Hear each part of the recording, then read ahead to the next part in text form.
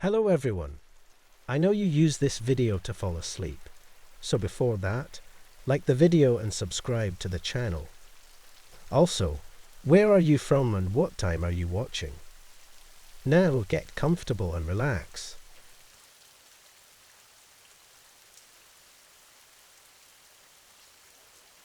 I had been traveling for work for years, but this business trip was terrifying. It wasn't the flights or the meetings, it was the hotel. I had stayed in countless places, but something about this one just didn't sit right with me. It was older, with creaky floors, and this weird silence that hung around even when people were talking. You know that feeling you get when a place just feels wrong? I arrived late in the afternoon, exhausted from a full day of meetings. The woman at the front desk gave me a key card and told me my room was on the 6th floor, room 614. The elevator ride was slow, the kind of slow where you can hear the old cables straining as it pulled you up. The door opened with a quiet noise, and I stepped into a hallway that felt darker than the rest of the hotel. It was narrow, the carpet worn, with these heavy wooden doors along both sides. When I found room 614, I slid the key card in, and the light on the handle turned green with a soft click. The door swung open to a standard room including bed, desk, TV, nothing out of the ordinary. I threw my suitcase onto the bed and went to close the curtains. That's when I noticed the window didn't look out onto anything interesting, just the side of another building. A brick wall. No view, not even a sliver of sky. Great. I freshened up quickly and headed out for a quick dinner. The restaurant was just down the street, and I didn't plan on being gone long. I needed to get some rest before another long day of meetings. When I returned to the hotel, it was late, probably around 10 p.m. I was tired and wanted nothing more than to fall into bed. I rode the elevator back up, feeling a little more sluggish than earlier. It seemed like the long day was finally catching up with me. The hallway was quiet again as I walked toward my room, only this time something felt tricky. As I approached my door, I noticed the door handle.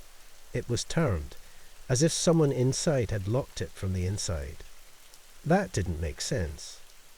I had my key card. No one else should have access to my room. I thought maybe the lock had jammed. I swiped the key card again, but nothing happened. The door stayed firmly closed, and the handle wouldn't budge. I knocked lightly, feeling stupid for doing so. Who was I expecting to answer? After a few seconds, I knocked again, this time louder. Still no response. I went back down to the front desk to get help. The night manager, a man who looked like he had seen it all before, nodded as I explained the situation. He grabbed a master key and followed me back to the 6th floor. He slid the master key into the lock, but the door wouldn't open. "That's strange," he said quietly. "It shouldn't be locked from the inside like that." He tried again, this time pushing the door harder, and with a little effort, it finally opened. We both stood there for a moment, looking into the room. It was empty. No one was inside. The room looked just like I had left it. But something was wrong. The furniture wasn't quite in the same place. The chair by the window had been moved, turned slightly toward the bed. The curtains were drawn, but I hadn't closed them before I left. And my suitcase, it had been on the bed earlier, but now it was on the floor, half open. "Did you leave it like this?" the manager asked. "No," I said, trying to make sense of it. "I'm sure I didn't." The manager stood in the doorway for a second longer. "We'll check the security cameras," he said, "just to be sure." He left me alone in the room, and suddenly the quiet felt oppressive. I walked over to the window and looked out again. The same brick wall stared back at me, cold and uninviting. I pulled the curtains shut again, a little too quickly, trying to shake off the moment. I unpacked my things, trying to distract myself. Maybe I was overreacting. Hotels have quirks, right? Maybe the cleaning staff came in by mistake, moved some things around, locked the door from the inside and forgot. It was a strange thought, but I was too tired to think of anything else. I got into bed, trying to put it all out of my mind. I must have fallen asleep pretty quickly, because the next thing I remember is waking up in the middle of the night, feeling like something wasn't right. The room was pitch black, except from the light coming from under the door. I laid there for a moment, just listening. I couldn't hear anything, but I felt something. It was like the air in the room had changed, heavier somehow, like someone was there with me. My eyes scanned the darkness, and then I saw the chair by the window. It had moved again. This time it was closer to the bed, angled directly toward me. I was terrified, trying to make sense of it. I didn't hear anything, didn't see anyone, but the chair was definitely not where it had been when I fell asleep. I sat up slowly, my heart beating faster now. I reached over and turned on the lamp beside the bed, flooding the room with light. There was no one there, just me, the chair, and that awful feeling of not being alone. I tried to laugh it off, telling myself I must have been sleepwalking or something, but that didn't explain the chair, or the suitcase earlier, or the door being locked from the inside. I barely slept the rest of the night. The next morning, after a restless few hours, I went downstairs to check in with the manager about the security footage. He looked up when he saw me and came over. "We checked the cameras from last night," he said. "No one went in or out of your room the whole time you were gone. The only person who left and came back was you." I stared at him, waiting for more, but that was it. No one had been in my room. No one had moved my things. No one had locked the door. "That doesn't make sense," I said. "What about the door? It was locked from the inside." He was looking uncomfortable. "I don't know. We've had some strange complaints about that floor before, but nothing we can ever confirm." Strange complaints. I wanted to press him on that, but something in his expression told me I wasn't going to get a better answer. I spent the day trying to focus on work, but my mind kept going back to the room. What were these strange complaints? Had other guests experienced the same thing? As the day dragged on, my anxiety grew. I didn't want to go back to the hotel, back to that room, but I didn't really have a choice. My company had booked the room for the whole week, and I didn't want to make a fuss. That night, when I returned to room 614, I was on edge. The hallway seemed darker than before, and my hand shook a little as I slid the key card into the door. It opened with a soft click, and I stepped inside. The room looked just as I had left it, but I couldn't believe that moment that something was off. The air felt different again, heavier. I checked the chair. It was still by the window, but I couldn't stop staring at it, half expecting it to move while I wasn't looking. I sat on the bed, exhausted but unable to sleep. Every little noise, including the creak of the floor, the hum of the air conditioner, made me terrified. After a while, I turned off the light and lay down, pulling the covers up to my chin like a child hiding from a monster. I don't know how long I lay there, but at some point I must have slept again. I woke up to the sound of the door clicking shut. I bolted upright, my heart beating. The room was dark, but I could make out the shape of the chair.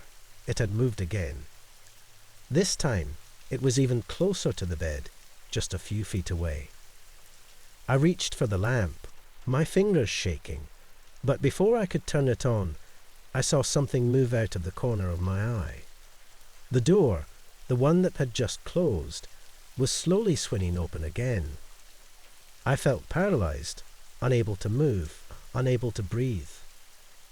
I stared at the door, waiting for someone or something to walk in, but nothing did. It just hung there, open and inviting, as if daring me to get up and look. But I didn't. I couldn't. Instead, I grabbed my phone and called the front desk. When the manager answered, I didn't even bother to explain. I just told him I needed another room immediately. They moved me to the 3rd floor that night, and I never went back to room 614. I don't know what was happening in that room, and honestly, I don't want to know. But I'll never forget that feeling, like something was there with me, just out of sight, watching, waiting. The next day, I checked out of the hotel early. I didn't ask about the room, and they didn't offer any explanations. All I know is that whatever was in there, it didn't want me to leave. I asked the night manager one last question as I handed him my room key about the strange complaints he mentioned. He hesitated, looking over his shoulder as if to make sure no one else could hear. Then, in a low voice, he told me that years ago, a guest had died in room 614 under mysterious circumstances. They found him sitting in the chair by the window, facing the bed. No signs of foul play, no cause of death they could explain. After that, guests started complaining about strange noises, moving furniture, and the door locking on its own. The hotel had tried to fix it, but whatever was in that room never left. I thanked him quietly, and as I walked out, I could feel the experience of that room still hanging over me, haunting me. Something had been in there with me, of that I was sure. There's something strange about being deep in the woods, something that makes your heart beat a little faster, your steps a little quieter. The trees stretch so tall above you that you can barely see the sky, and the only sounds are the crunch of leaves underfoot and the occasional snap of a twig. It's a place where you feel small, where everything around you seems like it's watching. That's how it felt when Jason and I set out on our hike. It was supposed to be an easy trail, nothing too dangerous. We'd been hiking together for years, ever since college, and we loved getting away from the noise of the city. This time, we picked a remote part of the woods. Hardly anyone came out here, and that's exactly what we wanted. No people, no distractions, just the two of us and nature. We had a map, of course, but out here, it's easy to lose track of exactly where you are. The path wasn't well marked, and the deeper we went, the less sure I was that we were following the right trail. But Jason was confident as always. "We'll be fine," he said. "Just keep going." The forest was thick, the kind of thick that makes you feel like you're the only person for miles. The light barely made it through the canopy, and the air was cool. It was quiet. Too quiet. I couldn't help but feel like something wasn't right, but I pushed it down. It was probably just the isolation getting to me. We hiked for hours, barely stopping except for quick breaks to drink water. At one point, Jason decided we should leave the trail for a bit to check out a rock formation he spotted in the distance. "It's not far," he said, "and we can always backtrack." That's when things started to go wrong. We had only been off the trail for about 15 minutes when I noticed something on the ground. At first, I thought it was just a fallen log, but as I got closer, I realized it was something else entirely. It was a carcass. A deer, from the looks of it, torn apart in a way that sent a shiver through me. The meat was fresh, the blood still wet. "We should turn back," I said, my voice a little too high-pitched. Jason looked at the carcass, then back at me. "Yeah," he said slowly, "that's not a good sign." As we started back toward the trail, that's when we heard it, a sound I'll never forget. A deep, guttural growl, low and rumbling. It wasn't far from us. My stomach clenched, and I could feel the blood draining from my face. We didn't need to say a word to each other. We knew what it was. a bear. I've read about bear encounters before, even prepared for the possibility. You're supposed to stay calm, avoid making any sudden movements, and back away slowly. But when you're standing there, hearing that growl, knowing something that powerful is nearby, your body doesn't want to listen to reason. Your instincts scream at you to run. We didn't see the bear at first, but we could hear it moving through the underbrush. The snapping of branches, the heavy footfalls, the sound of something massive pushing through the trees. And then, out of the corner of my eye, I saw it, a flash of brown fur, just ahead of us, moving fast. We took off. I didn't think, I didn't plan, I just ran. My legs burned as I pushed myself harder than I ever had before. Jason was right beside me, his face pale with fear. The bear was close, too close. I could hear it crashing through the forest behind us, and hear its growls getting louder. The terrain was rough, with rocks and fallen trees littering the ground. My lungs felt like they were going to burst, but I couldn't stop, not with that thing behind us. I couldn't help but think about how easily it could catch us, how strong it was. If it wanted to, it could tear us apart just like that deer. We need to find higher ground. Jason shouted. His voice ragged from the effort of running. I didn't argue. He was right. If we could get somewhere the bear couldn't follow, maybe we'd have a chance. We veered off to the right, toward a rocky hill that rose sharply out of the forest floor. It wasn't huge, but it was steep, with jagged rocks jutting out at odd angles. It looked like it might slow the bear down, at least for a little while. We scrambled up the rocks as fast as we could. My hands were slick with sweat, and I nearly lost my grip more than once. The rocks were sharp, cutting into my palms as I hauled myself up, but the pain didn't matter. All that mattered was getting away. Jason reached the top first, pulling himself up onto a narrow ledge. I followed right behind him, my chest heaving with each breath. We were out of the bear's reach for now. We sat there for a moment, trying to catch our breath.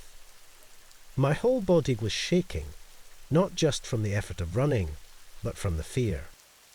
I could still hear the bear below us, pacing back and forth at the base of the hill. It growled again, and I tensed, pressing myself closer to the rock. Jason looked over at me, his face pale and drawn. "We can't go back down," he said, his voice quiet. I nodded, not trusting myself to speak. We were trapped up here, at least as long as the bear was down there. I didn't know how long it would wait for us, but I wasn't about to find out. The minutes stretched into hours. We could still hear the bear below, though it had stopped growling. Every now and then, we'd hear it move, the sound of its massive body brushing against the trees and rocks. It was waiting, watching. Jason and I sat in silence, both of us too afraid to make much noise.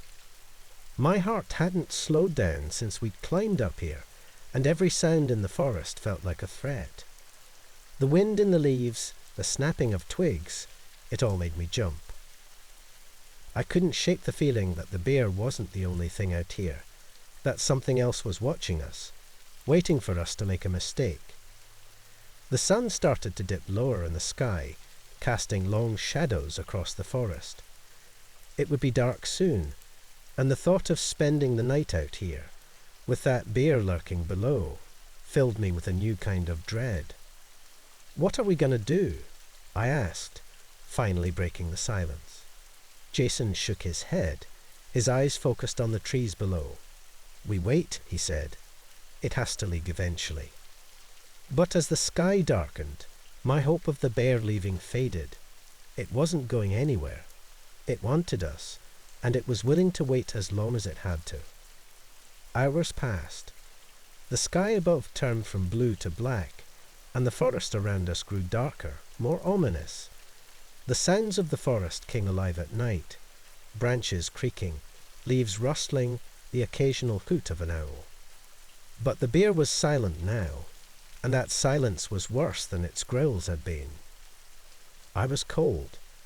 The rock we were sitting on was hard and unforgiving, and my muscles ache from holding myself still for so long. My mind was racing with thoughts of what would happen if the bear didn't leave, if we were stuck up here forever. I could feel the fear settling into my bones, making it hard to think straight. Jason shifted beside me, his face tense with worry. "If it doesn't go by morning," he said quietly, "we'll have to try and make a run for it. Maybe we can find another way out."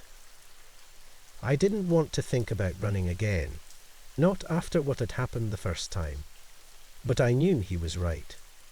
We couldn't stay up here forever. The night dragged on, every second feeling like an eternity. I kept my eyes on the trees below, searching for any sign of movement. But the bear had vanished into the shadows, and I didn't know if that was a good thing or a bad thing. Eventually, the sky started to lighten, a faint grey creeping in as the first hints of dawn approached. I hadn't slept at all, too afraid to close my eyes. My body ached, my throat was dry, and my nerves were shot. But we were still alive, and that was something. Jason nudged me gently, nodding toward the forest below. "Look," he whispered. I followed his gaze and saw that the bear was gone. The area where it had been pacing was empty, the only sign of its presence the crushed branches and disturbed earth. I let out a breath I didn't realize I'd been holding. "It's gone," I whispered, barely daring to believe it. We waited a little longer, just to be sure, before carefully climbing down from the rocky outcrop. My legs were shaky, my hands raw from gripping the rocks all night, but I didn't care. All I wanted was to get out of those woods. We moved quickly, keeping our heads down, ears straining for any sign that the bear might return. Every sound, every movement in the trees made my heart race, but we didn't stop. Not until we found the trail again. By the time we reached the edge of the woods, the sun was fully up, casting a warm glow over the trees. But even in the daylight, the fear from the night before clung to me. We made it out, but something had changed. Those woods, once a place of peace and quiet, now felt different. They felt dangerous. We never spoke about it after that. We didn't need to. The memory of the bear, the feeling of being hunted, stayed with us long after we'd left the forest behind. And every time I hear the sound of leaves rustling or branches snapping, I can't help but feel that fear creep back in. The hike wasn't supposed to be scary, just a quiet trek through a nearby forest as the sun dipped below the horizon. It was a Friday evening, and I remember feeling like this was the perfect way to kick off the weekend. There were 6 of us, me, Dan, Emily, Jenna, Lewis, and Mark. We weren't extreme hikers, just friends who liked the outdoors and needed a break from the usual weekend plans. We'd all grown tired of the crowded bars, the loud noise, and the usual routine. The hike was meant to be different. It was supposed to be calming, peaceful. We had chosen a well-known trail, one that wound through the woods for about 5 miles. It wasn't too hard, and even if it got a little dark, we figured we'd be fine. The path was clear, and we each had our phones with flashlights. Besides, Dan had done this trail before and said it was easy. I don't know when I started feeling off.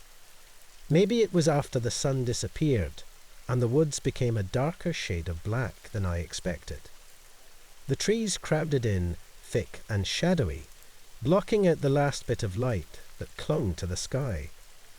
But I told myself it was fine. Everyone else seemed relaxed enough. Lewis and Mark were ahead, joking about some dumb thing from work. Emily was snapping pictures with her phone, and Jenna was talking to Dan about the best places to go camping in the area.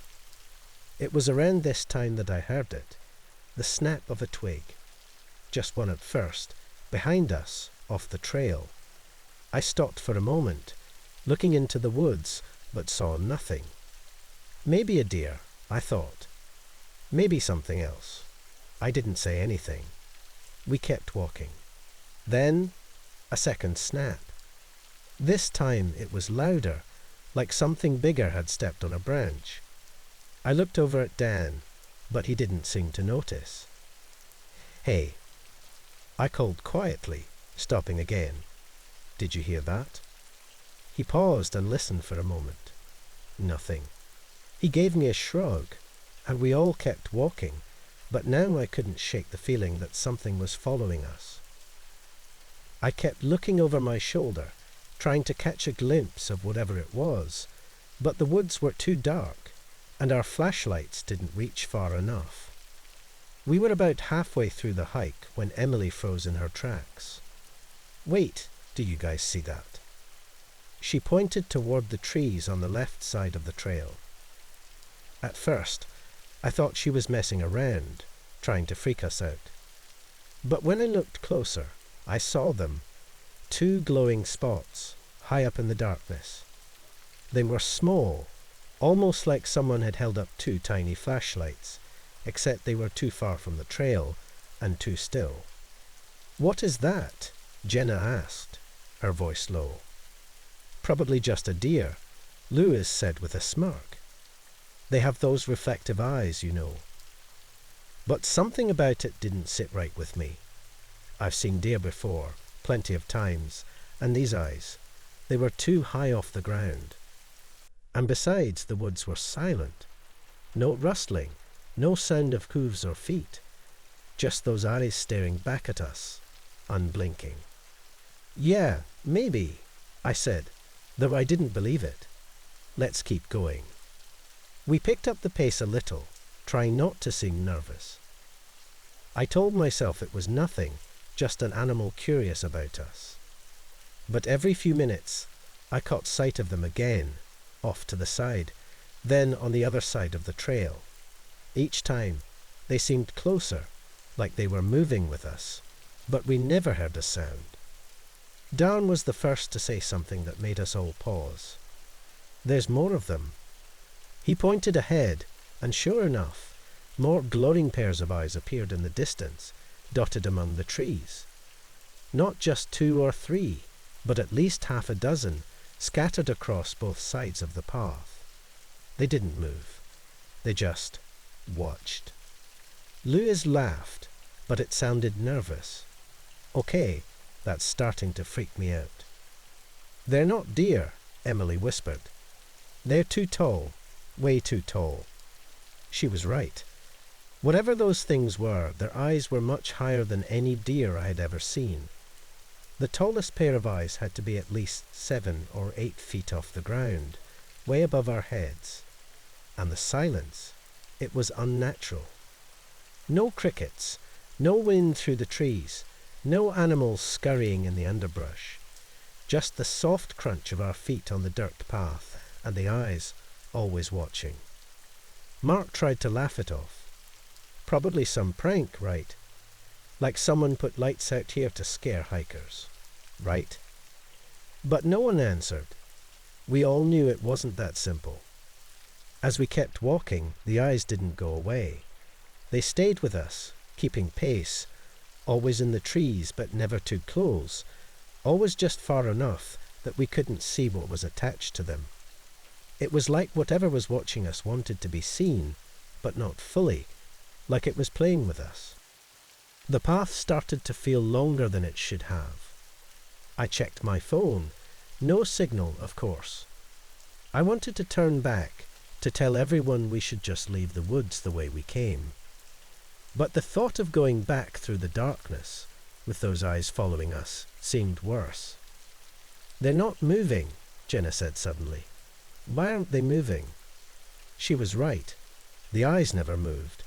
They just appeared in different places, like they were waiting for us to get closer before popping up again, a little further down the path. But they never approached. "We should hurry up," Dan said quietly. He didn't sound like himself. Usually he was the calm one, the leader, but now his voice had a hard edge to it, like he was forcing himself not to panic. No one argued. We quickened our pace, almost jogging now, our flashlights bouncing off the path. But the faster we went, the more eyes we saw. They were everywhere now, dozens of them, scattered through the trees, some higher than others, all watching in perfect silence. I felt a tightness in my chest, like I couldn't get enough air. Every step felt heavier, like something was pulling us deeper into the woods. And no matter how fast we moved, we couldn't escape those eyes. We didn't talk anymore. It was too much. All I could hear was the sound of our feet moving faster and faster, the crunch of leaves underfoot, and my own breathing, growing more ragged with every step. Then we reached the clearing. It was like stepping out of a nightmare the moment we saw the open space ahead. The trees thinned out, and the glow of the parking lot lights appeared in the distance, shining through the gaps in the forest. We had made it to the end of the trail, but even then I didn't feel safe. We kept moving, not stopping until we were out of the woods entirely, stepping onto the gravel lot. Only then did we turn around. The eyes were gone. The woods were quiet again, just as they had been when we first started. No glowing eyes, no movement, no sound. Just darkness and trees stretching out behind us. What the hell was that? Lewis asked, his voice shaking. No one answered.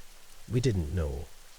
We just stood there, catching our breath, feeling the safety of the open space around us. But even as we stood in the parking lot, I couldn't shake the feeling that we were still being watched. We need to leave, Dan finally said, his voice tight. We didn't argue. We climbed into the cars, started the engines, and drove away in silence. No one said a word until we were back in town, back where the lights and people made everything seem normal again. But the thing is, even now, I can't stop thinking about it. I can't stop thinking about those eyes, about what they were, and why they followed us. I've tried to rationalize it, to tell myself it was just some strange animal, or a trick of the light. But I know it wasn't. And sometimes, when I'm out late at night, walking through the quiet streets of my neighborhood, I feel it again, that same sensation, like something is watching me from the shadows. I'll look around, and of course, there's nothing there. But I can't shake the feeling that those eyes are still out there waiting, and next time they might not just watch. Next time, they might come closer. Even after weeks had passed, I couldn't get those eyes out of my mind. Every time I closed my eyes at night, I would see them hovering in the darkness, waiting just beyond my reach. I hadn't gone back to the woods since that night. None of us had. The group chat had gone quiet, like we all silently agreed not to talk about it anymore. But that didn't stop me from wondering. I even tried looking online, searching for stories or sightings in those woods. I found nothing. No mention of glowing eyes, no strange creatures, no other hikers reporting anything unusual. It was as if we were the only ones who had ever seen them, or worse, as if no one else had made it out to tell the story. One night, as I was lying in bed, my phone buzzed with a message. It was from Dan. He hadn't said anything to any of us since the hike, so my stomach twisted a little as I opened it. The message was short, just a few words. Saw them again. They're watching me. My heart skipped a beat, and I sat up, staring at the screen. Before I could even think about what to say back, another message came through, this time from Lewis. Me too, it said, outside my house. I felt a cold chill creep over me, settling into my bones. I jumped out of bed, checking the windows of my room, scanning the street outside. There was nothing there, just the quiet streetlights and the occasional car passing by. But I couldn't shake the feeling that, somewhere out in the darkness, those eyes were watching us all. I always enjoyed hiking alone. It was my way of clearing my head, stepping away from the noise of daily life. There was something peaceful about being surrounded by nothing but trees and the soft crunch of leaves under my boots. That's what I was looking forward to when I set out on my usual hike that day. The air was cool, and the sky above was cloudless, a perfect day for the trail. I'd done this hike a dozen times before. It wasn't marked on any map, but over time I'd learned the way through the forest well enough to recognize certain trees, rocks, and natural landmarks. Some of the trees had markings on them, small faded trail signs that hikers before me must have placed. It was a simple trail, just a couple of hours in. A brief rest at the highest point, then a quiet walk back to where I started. Everything felt fine for the first hour. The trail markers were where they always had been. I passed a large oak tree with a carved heart on its trunk, followed by a pile of smooth stones stacked by other hikers. Each step I took felt familiar, comforting in a way. But as I walked deeper, I noticed something strange. The next tree I came across was supposed to have a bright orange trail marker. I remembered it from my last hike, the one that stood out against the dark bark. But when I reached the tree, the marker was gone. I stopped, wondering if I had taken a wrong turn. The path ahead looked like it always did, though, a thin line of dirt winding through the underbrush. Maybe I had just missed it, I thought. Maybe the marker had faded or fallen off. I kept walking, though my pace had slowed. I was paying closer attention now, looking for the next sign of the trail. A few minutes later, I reached another tree, one I distinctly remembered having a blue X painted on it. But again, there was nothing. No sign of the marker at all. It was as if someone had wiped the tree clean. I looked around, scanning the other trees nearby, hoping I might have misremembered, but everything felt off. The forest seemed darker here too. The shadows between the trees were thicker, the light struggling to reach through the canopy above. I continued on, trying to shake the feeling that something wasn't right. My footsteps were louder than I remembered, the crunch of leaves echoing in a way that felt unnatural. The air felt heavier too, pressing against my skin, making each breath feel thicker, harder to draw in. I told myself it was nothing, that I was just being paranoid. But when I reached the point where the path split into two, I knew something was wrong. This fork in the trail was always marked with a wooden sign. One arrow pointed left, leading deeper into the forest, and the other pointed right, toward the ridge. Except the sign wasn't there anymore. There were no arrows, no signposts. Just two paths stretching into the trees. My stomach tightened. This wasn't possible. The sign had been there on every hike. I stood there for a moment, trying to remember the exact way I had come. My sense of direction had never failed me before. I could usually pick out small details, a rock or a tree that stood out from the rest. But when I looked around now, everything felt wrong. The trees looked the same in every direction, their trunks blending together into a dark, indistinguishable mass. I took the right path, figuring it would lead me to the ridge. From there, I could get my bearings. As I walked, I kept checking the trees, the ground, anything that would remind me I was on the right trail. But the further I went, the more lost I felt. The ridge should have come into view by now, but all I saw were more trees. They seemed to press in closer, the gaps between them narrowing. The path beneath my feet was growing faint, as though it hadn't been used in years. I stopped again, trying to listen for any sounds that might help. Birds, wind, something. But it was quiet. Completely still, like the forest itself was holding its breath. I couldn't hear anything except my own heartbeat, loud and slow in my chest. That's when the panic started creeping in. I turned around, deciding to head back the way I came. Maybe I'd missed a turn, or maybe I hadn't gone far enough. But as I retraced my steps, nothing looked familiar. The trees I passed seemed different, older, with thicker branches that blocked out more of the light. The path I'd been walking on just a few minutes ago had vanished, swallowed up by the undergrowth. It was like the forest had shifted while I wasn't looking.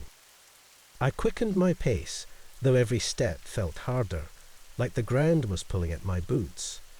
My eyes kept scanning for any sign of the trail, any familiar landmark that could lead me back to safety.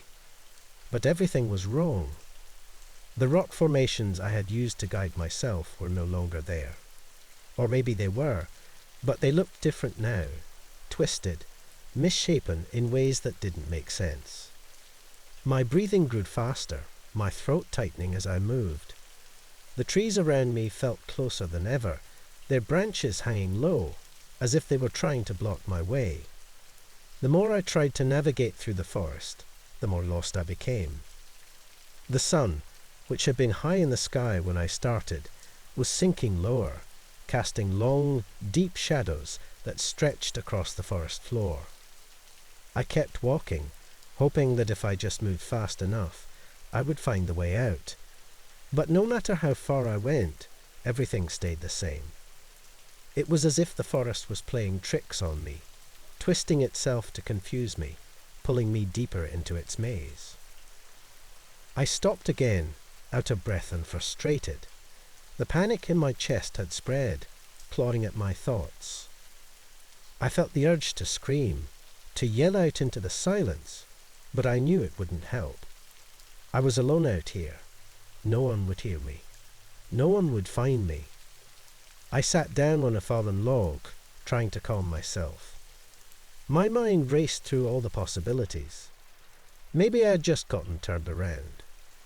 Maybe I was still on the right path, but everything looked different because of the failing light. I tried to convince myself that I wasn't lost, that it was just a matter of time before I found the trail again. But deep down, I knew that wasn't true. As the minutes passed, the forest grew even darker, the thick canopy above blocking out what little sunlight remained. I stood up, feeling the weight of the situation pressing on me. I had to keep moving, had to find something that would lead me back. But every step I took only made things worse. The trees were now so close together that I had to push through them, their branches snagging on my clothes, tugging at my arms and legs. My breathing was fast and shallow, my heart pounding harder with every step. The path, if it had ever been there, was completely gone now. The forest was different. It felt alive in a way that made my skin crawl. The shapes of the trees, the shadows between them, seemed to shift whenever I wasn't looking. Every time I glanced back, the landscape had changed, as if the forest was erasing itself behind me, leaving nothing but a wall of trees and darkness. I kept moving, refusing to let myself stop. But it was getting harder to see, harder to push forward. The light was almost completely gone now, and the only sounds I could hear were my own footsteps and the rustling of the leaves around me. I reached for my phone, hoping I could get some signal, but of course there was none, just the empty, mocking bars. I turned on the flashlight and swept it across the forest floor. The light bounced off the trees, casting strange shadows that seemed to stretch and move on their own. But there was nothing, no path, no trail markers, no way out. Panic had fully set in now. I was trapped in a forest that no longer made sense, surrounded by trees that seemed to be closing in on me with every passing second. My mind raced with possibilities, all of them terrifying. Had I somehow wandered into a part of the forest no one had ever been before? Was I just walking in circles, doomed to wander here until I collapse for exhaustion. The forest didn't care. It had swallowed me whole, and there was no way to tell which direction led back to safety. All I could do was keep moving, hoping that somehow, by some miracle, I would find a way out before the darkness consumed me completely. But deep down, I knew the truth. I wasn't getting out of here. The path was gone, erased, and soon I would be too. I kept walking, my legs trembling, my breath ragged. I was too scared to stop, even though every step felt like it led deeper into the unknown. The forest around me had changed completely now. The trees no longer familiar, their trunks warped and twisted in ways that made no sense. The air felt thick, suffocating, as if the forest itself was watching me, waiting for me to make a mistake. My flashlight flickered, and for a moment I thought I saw something, just at the edge of the beam. A figure, a shadow. I froze, heart hammering in my chest. But when I shone the light again, there was nothing, just darkness stretching out in all directions, endless and cold. I've been hiking for years, probably since I was old enough to walk. The woods have always felt like a second home. There's something calming about the way the trees stand so still, and the quiet that comes with being far from the noise of everyday life. I've trekked through countless trails, climbed steep hills, crossed rivers, always with my trusty compass hanging from my belt.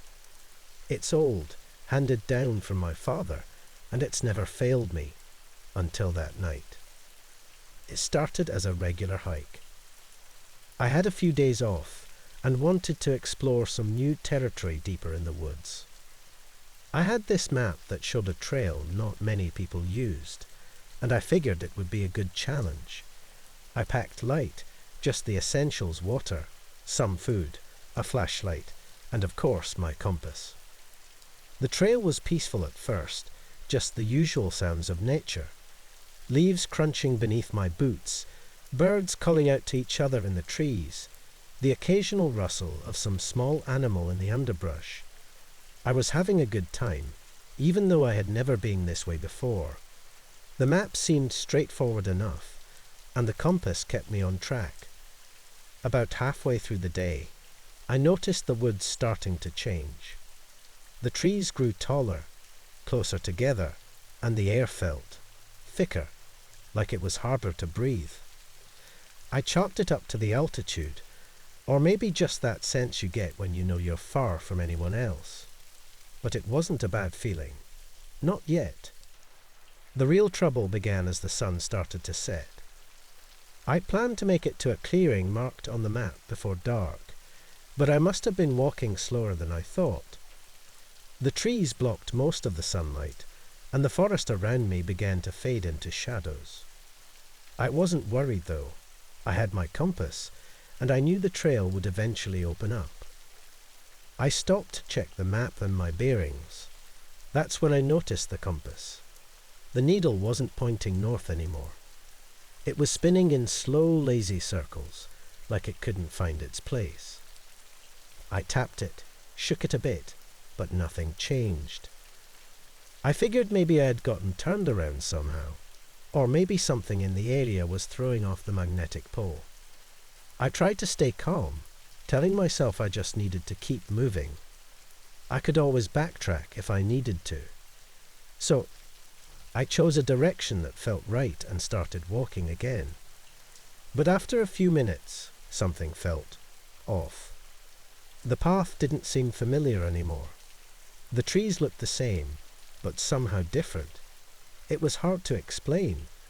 The light from the setting sun was almost gone, and the shadows around me were getting thicker, darker. Then I heard it. A sound that stopped me in my tracks. Footsteps.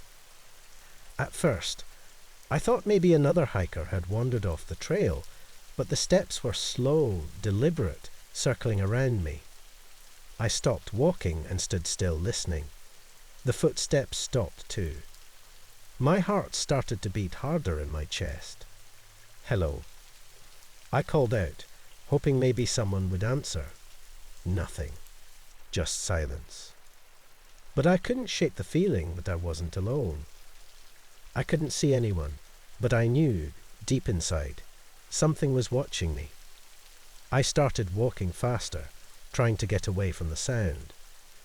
Every time I thought I'd gained some distance, the footsteps would return, this time closer, like they were matching my pace. The woods felt darker, the trees taller and more twisted. I kept my eyes on the ground, trying not to trip, trying not to think about what might be out there watching me. I pulled out my flashlight, the small beam barely cutting through the darkness. My compass was still spinning, useless. Every few minutes, I would stop and listen, hoping the footsteps had gone away, but they never did. They just kept coming, always just out of sight, always circling. It was then I realized something terrifying. I was lost. No matter how much I tried to retrace my steps, the woods all looked the same. There were no familiar landmarks, no signs of the trail I had been following earlier. Just endless trees, stretching out in every direction, and those footsteps, always there just behind me. My breath was coming faster now. I felt panic rising in my chest, but I pushed it down. I told myself I'd been in worse situations before. I just needed to stay calm, find the trail again. But with every step, the feeling grew stronger. Something was wrong with this place. Hours seemed to pass, though I couldn't be sure. I was too afraid to check my watch, too afraid to stop moving. I could still hear the footsteps, sometimes closer, sometimes farther away, but never leaving me alone. At some point, I found myself standing in a small clearing, the moonlight barely filtering through the trees. I took a deep breath, trying to steady my nerves. Then, out of nowhere, the footsteps stopped. The silence was deafening. For a moment, I thought maybe I had finally shaken whatever had been following me. But before I could let out a sigh of relief, I heard something else, a whisper, faint and distant. I couldn't make out the words, but the sound sent a chill down my spine. I spun around, shining my flashlight into the darkness, but there was nothing, just trees and shadows. The whispering grew louder, coming from all around me, but still, I couldn't understand what it was saying. It felt like the forest itself was speaking, mocking me, telling me I didn't belong here. In a panic, I started running. I didn't care where I was going anymore. I just needed to get away from the voices, from whatever was out there. The trees whipped past me, branches scratching at my arms and face. I could feel my chest tightening, my legs burning, but I didn't stop. I couldn't stop. Finally, after what felt like hours, I saw something. A faint light ahead of me, a break in the trees. I stumbled towards it, half expecting it to vanish before I got there. But as I pushed through the last of the underbrush, I found myself standing on a familiar trail. The old trail, the one I had started on that morning. I collapsed to the ground, breathing hard, my heart racing. I couldn't believe it. I was back. Somehow I had found my way out. I looked around, expecting to hear the footsteps again, but there was nothing, just silence. The whispers were gone, the strange feeling in the air lifted. It was as if whatever had been hunting me had let me go. After a few moments, I pulled myself up and looked down at my compass. The needle was still spinning, still broken. I stuffed it in my pocket and started walking down the trail, back towards civilization, back towards safety. I never told anyone what happened that night. Who would believe me? I barely believe it myself. But I know what I heard. I know what I felt. Something out there didn't want me to leave. And to this day, whenever I go hiking, I can't shake the feeling that those footsteps are still out there waiting. I kept the compass, even though it's useless now. It never pointed north again. No matter how many times I've tried to fix it, the needle just keeps spinning. I've thought about throwing it away, but something always stops me. Maybe it's a reminder, a warning. Or maybe, deep down, I'm afraid that if I get rid of it, those footsteps will come back. I haven't gone hiking alone since that night. Something about the woods feels different now, like they're watching me. I still love the quiet, the peace that comes with being out there, but there's a part of me that knows I'll never truly be alone in the woods again. Every time I step onto a trail, I hear them, the footsteps, always circling, just out of sight. Even after that night, the memories refused to go away. I would wake up in the middle of the night, my room completely still, but I could swear I heard those same footsteps, soft, deliberate, circling just outside my window. I'd lie there frozen, listening, waiting for them to stop, but they never came close enough to be sure. Sleep became harder to come by, and when I did drift off, my dreams would take me back to those woods, where the trees stretched higher than I remembered, and the compass spun endlessly in my hand, offering no way out. One day, out of sheer curiosity or maybe desperation, I went back to the same trail. I didn't go alone this time, and I didn't go far, just enough to see if anything had changed. But as soon as I stepped into the familiar clearing, a cold wave of dread washed over me. The air felt heavy again, like it did that night. I didn't hear the footsteps, but there was this feeling, a presence that pressed in from all sides. My hiking partner noticed it too. We didn't say a word to each other as we turned back, but I knew we were thinking the same thing. Some places aren't meant to be found again. It was supposed to be a normal weekend trip, just me and my friends, getting away from the stress of work and school. There were 5 of us, me, Josh, Kayla, Mark, and Lisa. We had been planning this for weeks, excited to spend a few nights camping in a remote part of the woods. None of us had been there before, but that was part of the appeal. We wanted somewhere quiet, somewhere far away from the noise of the city. But we found more than just quiet. The first day had gone as planned. We hiked for hours, following a barely visible trail that twisted through the trees. It was peaceful at first, with nothing but the sound of our footsteps crunching on the fallen leaves, and the occasional bird calling out from the treetops. The air was crisp, and the forest had a stillness to it that felt empty. It was exactly what we thought we wanted. It was late afternoon when we came across the campsite. At first, we were excited. Someone had already cleared the area. There was a fire pit surrounded by old rocks, and we wouldn't have to spend hours setting up. But as we moved closer, it became clear that something wasn't right. There were belongings scattered around, an old tent, half collapsed and covered in dirt, a sleeping bag that looked like it had been hastily unzipped, and a few rusty cooking pots lying next to what looked like a makeshift table. There were even some clothes, a jacket hanging limply from a branch. It looked like whoever had been here had left in a hurry. "That's strange," Kayla said, her voice uneasy as she crouched next to one of the pots, running her fingers over the rusted metal. "Why would anyone just leave their stuff like this?" "I don't know," Josh replied, frowning. "Maybe they had an emergency and had to leave quickly." Lisa laughed, trying to lighten the mood. "Maybe they just got bored and bailed. I mean, look at this stuff. It's ancient." But despite her attempt at humor, there was something about the place that didn't sit right with any of us. The campsite was too still, too quiet, and yet we ignored that feeling.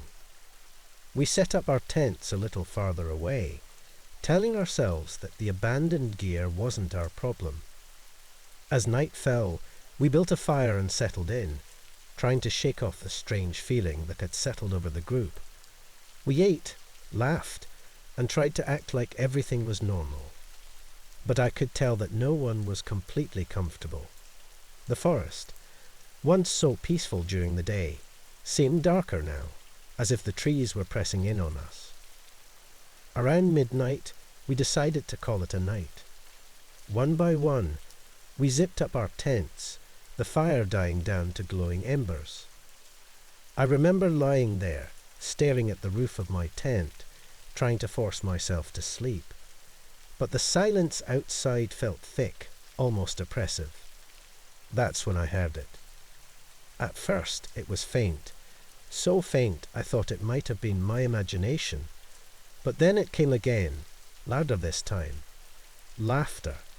The sound of distant, echoing laughter coming from the direction of the abandoned campsite. I froze, my heart racing. I strained to hear more, and then I caught another sound, the clinking of metal, like someone was using the pots we had seen earlier. I sat up in my sleeping bag, unsure of what to do. For a moment, I thought about waking the others, but then I heard a voice outside my tent. Did you hear that? It was Josh, his voice low and tense. Yeah, I whispered back. What the hell is that? I don't know, he said, his tone barely above a whisper, but we should check it out. We quietly unzipped our tents and stepped into the cold night air. The moon was barely visible through the thick canopy of trees, casting just enough light for us to see each other's faces.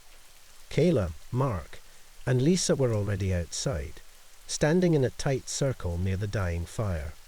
They had heard it too. What's going on?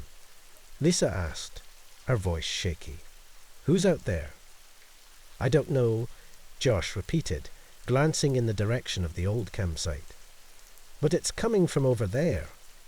We stood there for a moment, none of us willing to move.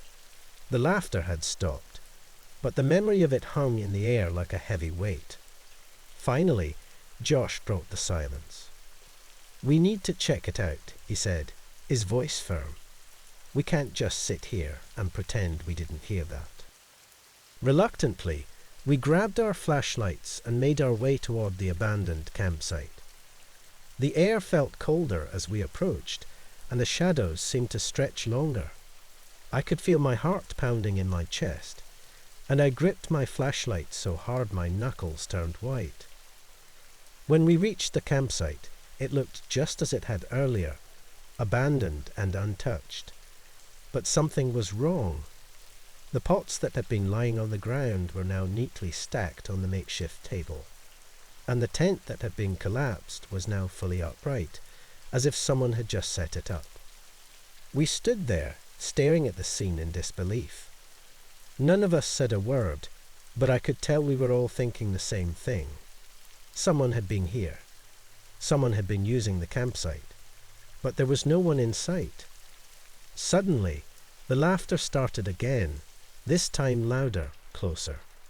It was coming from the trees, surrounding us, as if whoever was laughing was just out of sight. I whipped my flashlight around, shining it into the dark forest, but saw nothing. We need to go, Mark said, his voice tight with fear. No. We didn't argue. We turned and hurried back to our own campsite, our footsteps crunching loudly in the dead silence of the night. When we got back, everything seemed fine, but we were all shaken. We sat around the fire, trying to make sense of what had just happened, but there were no answers. I don't like this, Kayla whispered. Something's not right here. Josh nodded. We'll leave in the morning, he said, first thing. We all agreed, but none of us slept well that night. Every little sound, every rustle of the wind through the trees made me jump. It felt like the forest was watching us, waiting for something. When the morning finally came, we packed up quickly, eager to get out of there. But as we were gathering our things, I noticed something strange. Our gear had been moved. My backpack, which I had left next to my tent, was now sitting by the fire.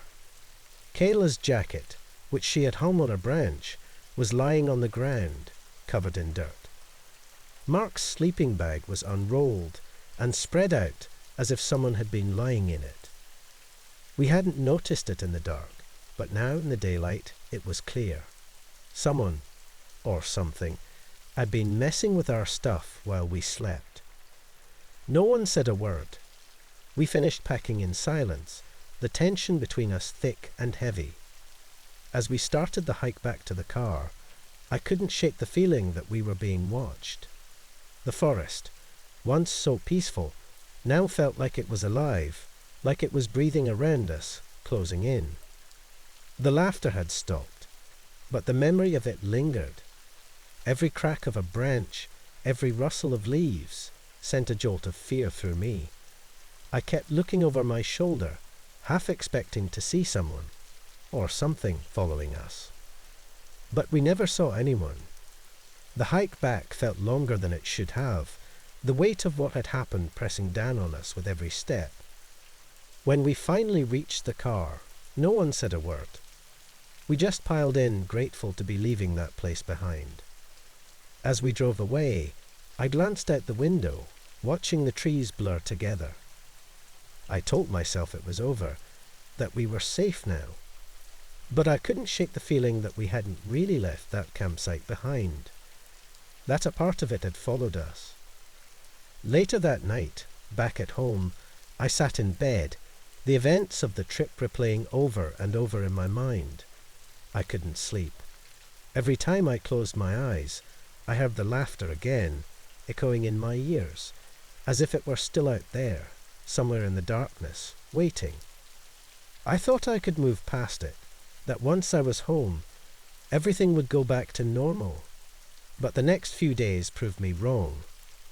I started noticing small things out of place in my apartment. My keys, which I always left on the hook by the door, would be on the kitchen counter. The blanket on my couch, normally folded, was crumpled up like someone had been sitting there. I even found one of my camping socks, muddy and torn under my bed, even though I had left all my dirty gear by the washing machine when I got home. I wanted to believe I was just being forgetful, that maybe the stress from the trip had messed with my memory, but a part of me knew better. It was the same feeling I had back at the campsite, the sense that someone or something was watching me. The path was narrow, barely a trail. It was the kind of track that most people wouldn't even notice unless they were looking for it. That's why I liked it. No one else came out this way. It was quiet, peaceful, and the woods around me seemed endless. I had taken a few days off work to clear my head. Things had been piling up. Stress, long hours, never feeling like there was time to just breathe. This hike was supposed to be my reset. Nothing but trees, a well-worn pair of boots, and my backpack filled with essentials. I had my route planned out, not too far from the main park, but deep enough to feel alone. I loved the feeling of solitude. At least I thought I did. That day the sky was overcast. Grey clouds rolled overhead, and the air was cool. Perfect hiking weather. I'd started early, so by the time I reached the thickest part of the woods, the morning fog was beginning to lift. The tall trees formed a kind of wall around me, their branches creating a shadowy canopy overhead. For the first couple of hours, everything was fine. My breathing matched the rhythm of my footsteps, and I felt like I could walk forever. But then, somewhere in the middle of those woods, something changed. It wasn't the weather or the trail. It was more like a feeling, one that crawled up the back of my neck. At first, I didn't pay much attention to it. I was alone after all. What could possibly be out here with me? It wasn't like I was in the wilderness. These woods, though vast, were still part of a well-travelled park. People came here all the time, though maybe not on this particular trail. But the longer I walked, the stronger that sensation became, like eyes on me. I stopped in my tracks, standing still, and listened.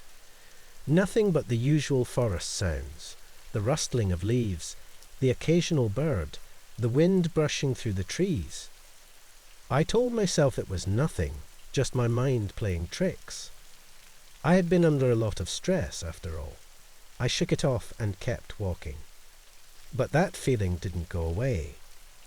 After a few more minutes, I couldn't help it. I looked over my shoulder.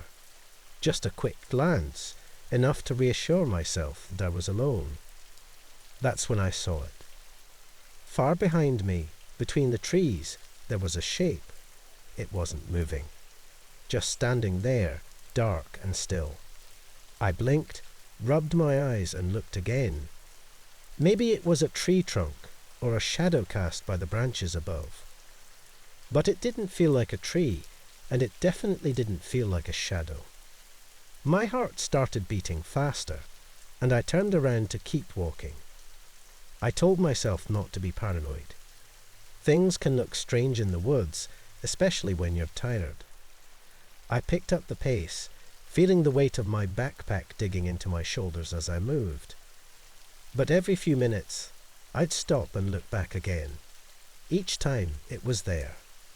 The same dark figure, standing far between the trees. Never closer, but always there. I couldn't make out any details. No face, no limbs, just a shadow. But it was there, and it felt like it was watching me. The path twisted and turned through the thick forest, and I tried to convince myself that whatever I was seeing, it wasn't real. Maybe it was just a trick of the light, a weird shape in the trees. But as I kept walking, the feeling of being watched grew stronger, more suffocating. I felt like a kid again, that kind of raw fear you get when you're alone in the dark. I hadn't felt that in years, and I hated it. I hated how powerless it made me feel. After what felt like an hour of walking, I couldn't take it anymore. I turned around fully this time, looking hard at where the figure had been. It wasn't there. My heart leaped in relief, but the second I started to turn back around, I heard something. It wasn't a normal sound, not like the birds or the wind. It was a whisper, faint but unmistakable. Like words carried in the air, but just out of reach. I couldn't make out what it was saying, but the tone was low, almost like a warning. I felt a shiver go through me, and I started walking faster. My legs felt heavy, and the straps of my backpack were beginning to dig into my skin, but I didn't care. I just wanted to get out of those woods. Every now and then, I'd turn my head just to check. That shadowy figure kept reappearing, always in the same spot behind me, standing still between the trees. No closer, but never farther either.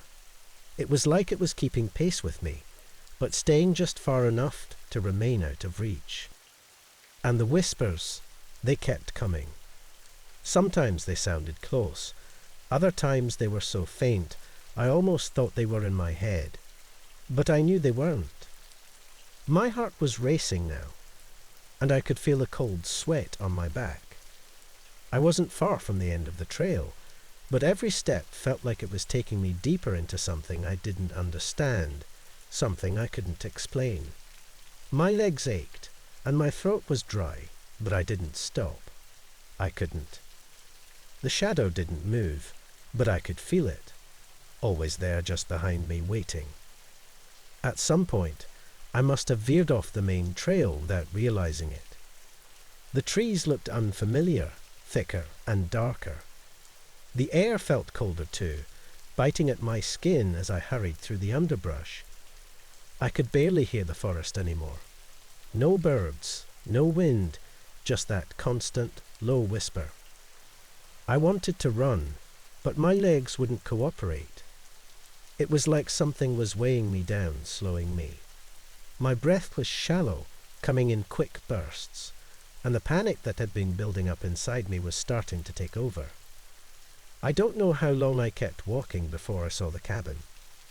It was small, hidden between the thick trunks of the trees. The wood was old and weathered, the kind of place you'd think was abandoned if you didn't know better. I didn't know why it was there or who had built it, but I didn't care. I just wanted to get inside, to get away from whatever was out there. The door was slightly open, creaking as I pushed it wider. Inside, the air smelled damp and stale, but it was a shelter. The walls were bare, the only furniture a broken-down chair in the corner and a dusty table. There were no windows, just the door I had come through. I sat down on the floor, my back against the rough wood of the wall, trying to catch my breath. My hands were shaking, and I could feel my heart hammering in my chest. I didn't want to think about what was out there, but I couldn't help it. The shadow, the whispers, they had followed me all this way. And now I was trapped in this tiny cabin with no way out but the door I had come through. For a moment, I allowed myself to think that maybe I was safe in here. Maybe whatever had been following me couldn't come inside. But then I heard it again. The whisper. Louder this time, clear. It was just outside the door. My whole body tensed, and I looked toward the entrance. The door was still open, just a crack. Enough to let the sound in. I didn't move. I didn't breathe. I just stared at that crack, waiting, listening.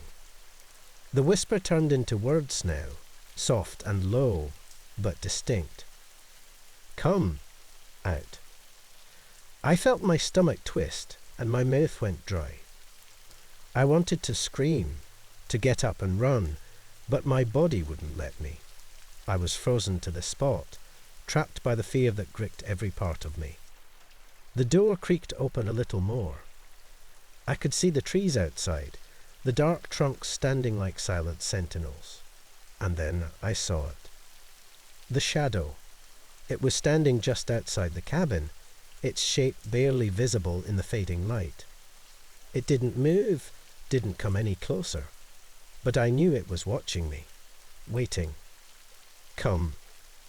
Out. The whisper said again, more insistent this time.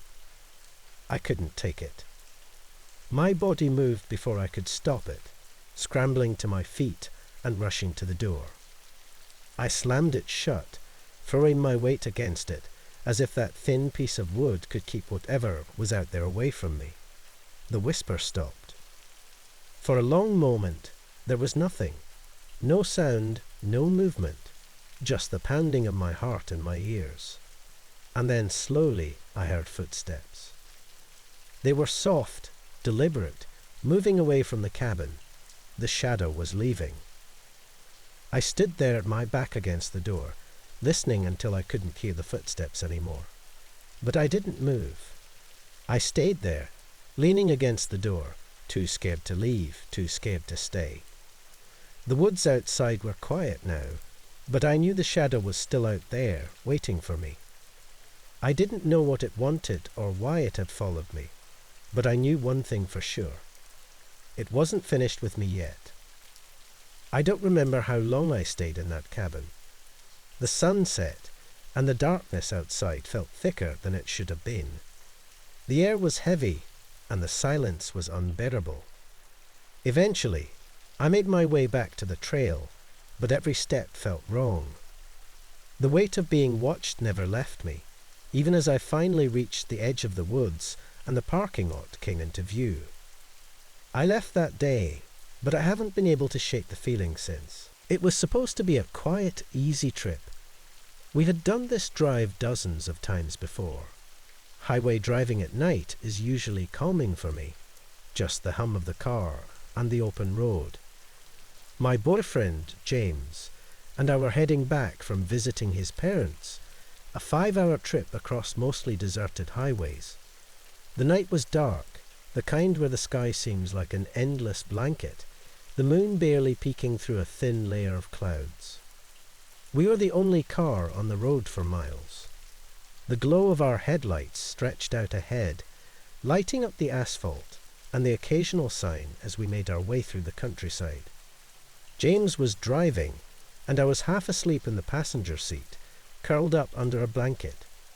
The GPS was giving directions in a calm, robotic voice, guiding us back home. Everything seemed normal until it wasn't. About 2 hours into the drive, the GPS made a strange beep, louder than usual. I opened my eyes and looked at the screen. It showed the next turn coming up, but instead of the usual highway exits, it said, "Turn left in 500 feet." There wasn't supposed to be a turn here. This stretch of road didn't have any intersections, let alone one to the left. Did it just tell us to turn? I asked, my voice groggy. James frowned and glanced down at the screen. Yeah, but that doesn't make sense. We're nowhere near the next highway exit. Maybe it's a shortcut, I suggested, though I wasn't sure. This road had always been straight and empty for miles. He shrugged. Maybe. It says it'll cut 20 minutes off our trip. I sat up a little more, rubbing my eyes. I don't remember there being any side roads out here. James hesitated, but the GPS gave another beep, and the arrow pointed left. Sure enough, just ahead, a narrow, unmarked road branched off the highway, barely visible in the darkness. I mean, what's the harm, right? He said, slowing down and making the turn. As soon as we left the main road, I felt the car jolt a little. The pavement was uneven, full of cracks and potholes, unlike the smooth highway we had just left. The trees on either side seemed to close in, thick and tall, their branches hanging low. I hadn't noticed before how dense the woods were out here, but now, with the high beams shining into the dark, they seemed almost oppressive. The road was narrow, barely wide enough for one car. James slowed down even more, navigating around the worst of the potholes. There were no signs, no streetlights, nothing but trees and the occasional rustle of leaves as the wind passed through. Are you sure this is right? I asked, my voice a little uneasy. The GPS says so, he replied, though he didn't sound convinced either. The screen showed a straight line, guiding us deeper into the woods, but the farther we drove, the more uneasy I felt. The air seemed heavier, thicker. The only sounds were the crunch of the tires on the rough road and the soft hum of the engine. After a few minutes, though, that started to change. At first, it was faint, barely noticeable. A low, rhythmic thumping sound coming from underneath the car. I glanced at James, but he didn't seem to notice. Do you hear that? I asked, my voice quiet. Hear what? That sound, like something's hitting the car. He frowned and listened for a moment. The thumping grew louder, more distinct. It wasn't the engine or the road. It was coming from somewhere underneath, or maybe the sides, like something was tapping on the metal. I hear it now, he said, his voice tense.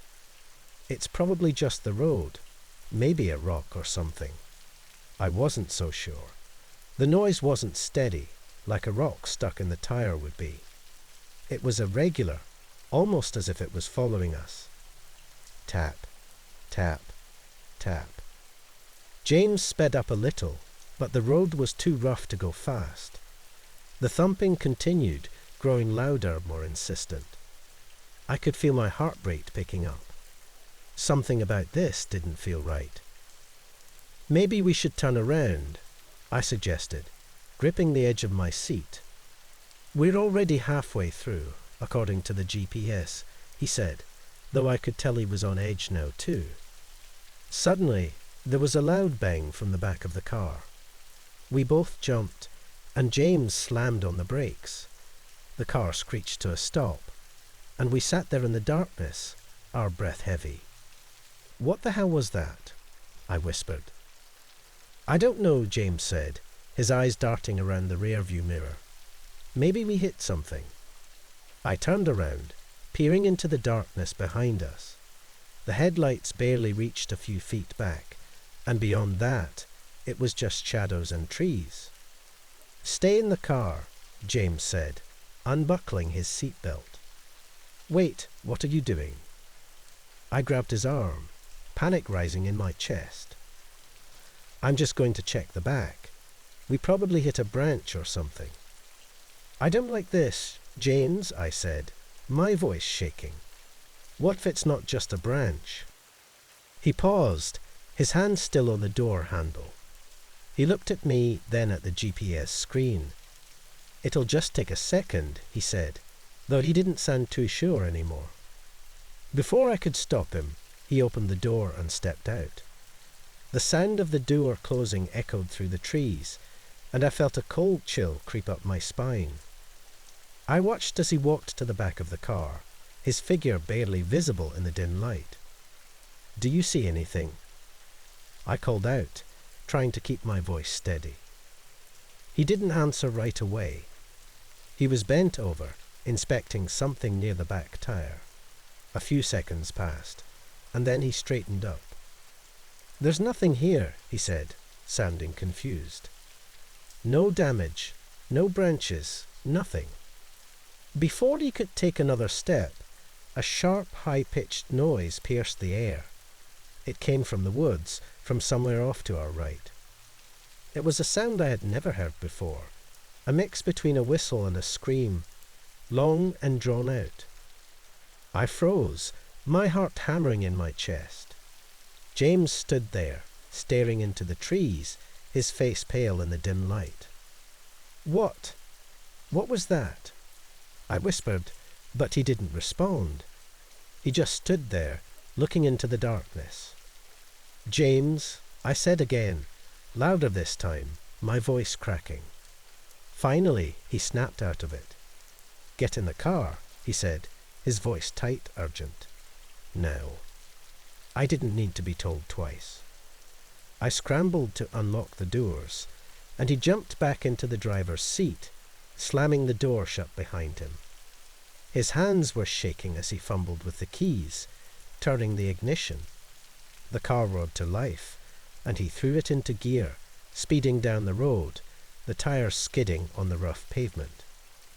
The noise from the woods had stopped, but the air felt heavy, like something was pressing in on us from all sides. My eyes were glued to the GPS, watching as the little dot moved slowly along the line, inching closer to the main highway.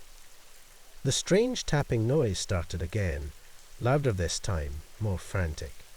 It was like something was hitting the car from all sides now, tapping and thudding against the windows, the roof, the doors.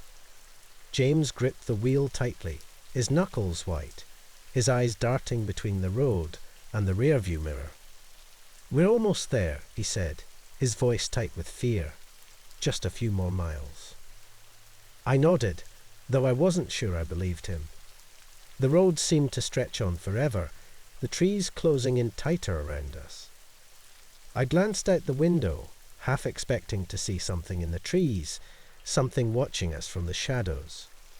But there was nothing, just darkness and the occasional flash of movement, too fast to see clearly. Finally, after what felt like hours, the GPS beeped again.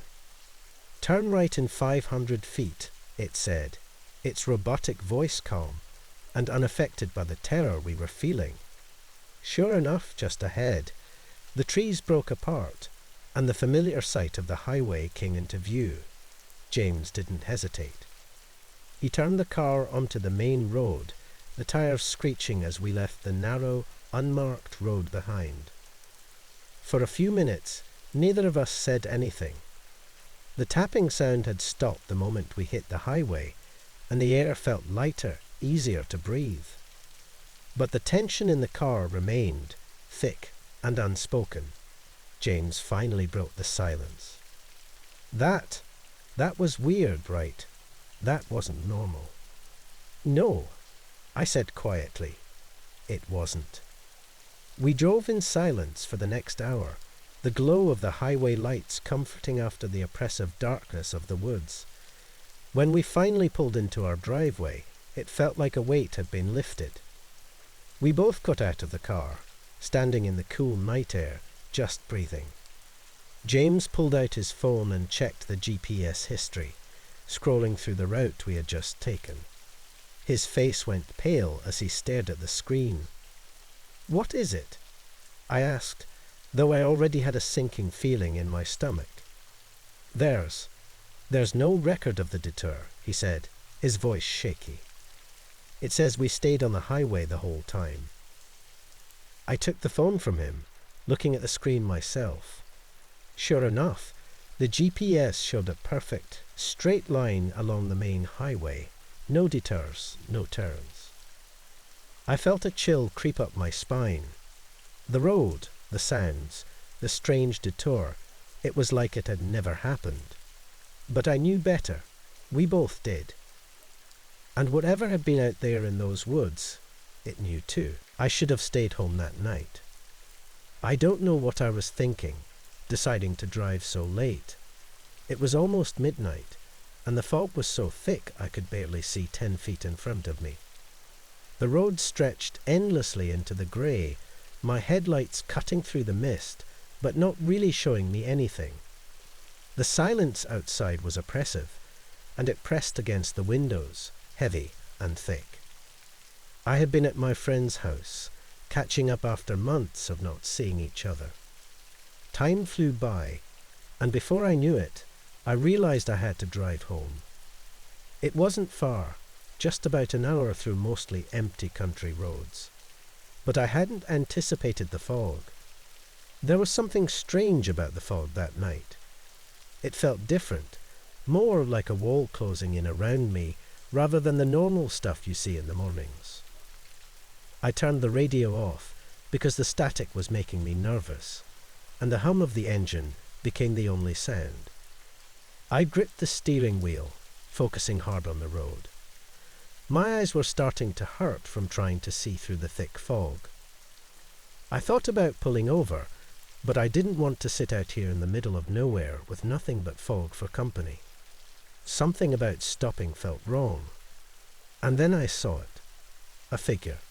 A person, standing right in the middle of the road. My heart jumped into my throat.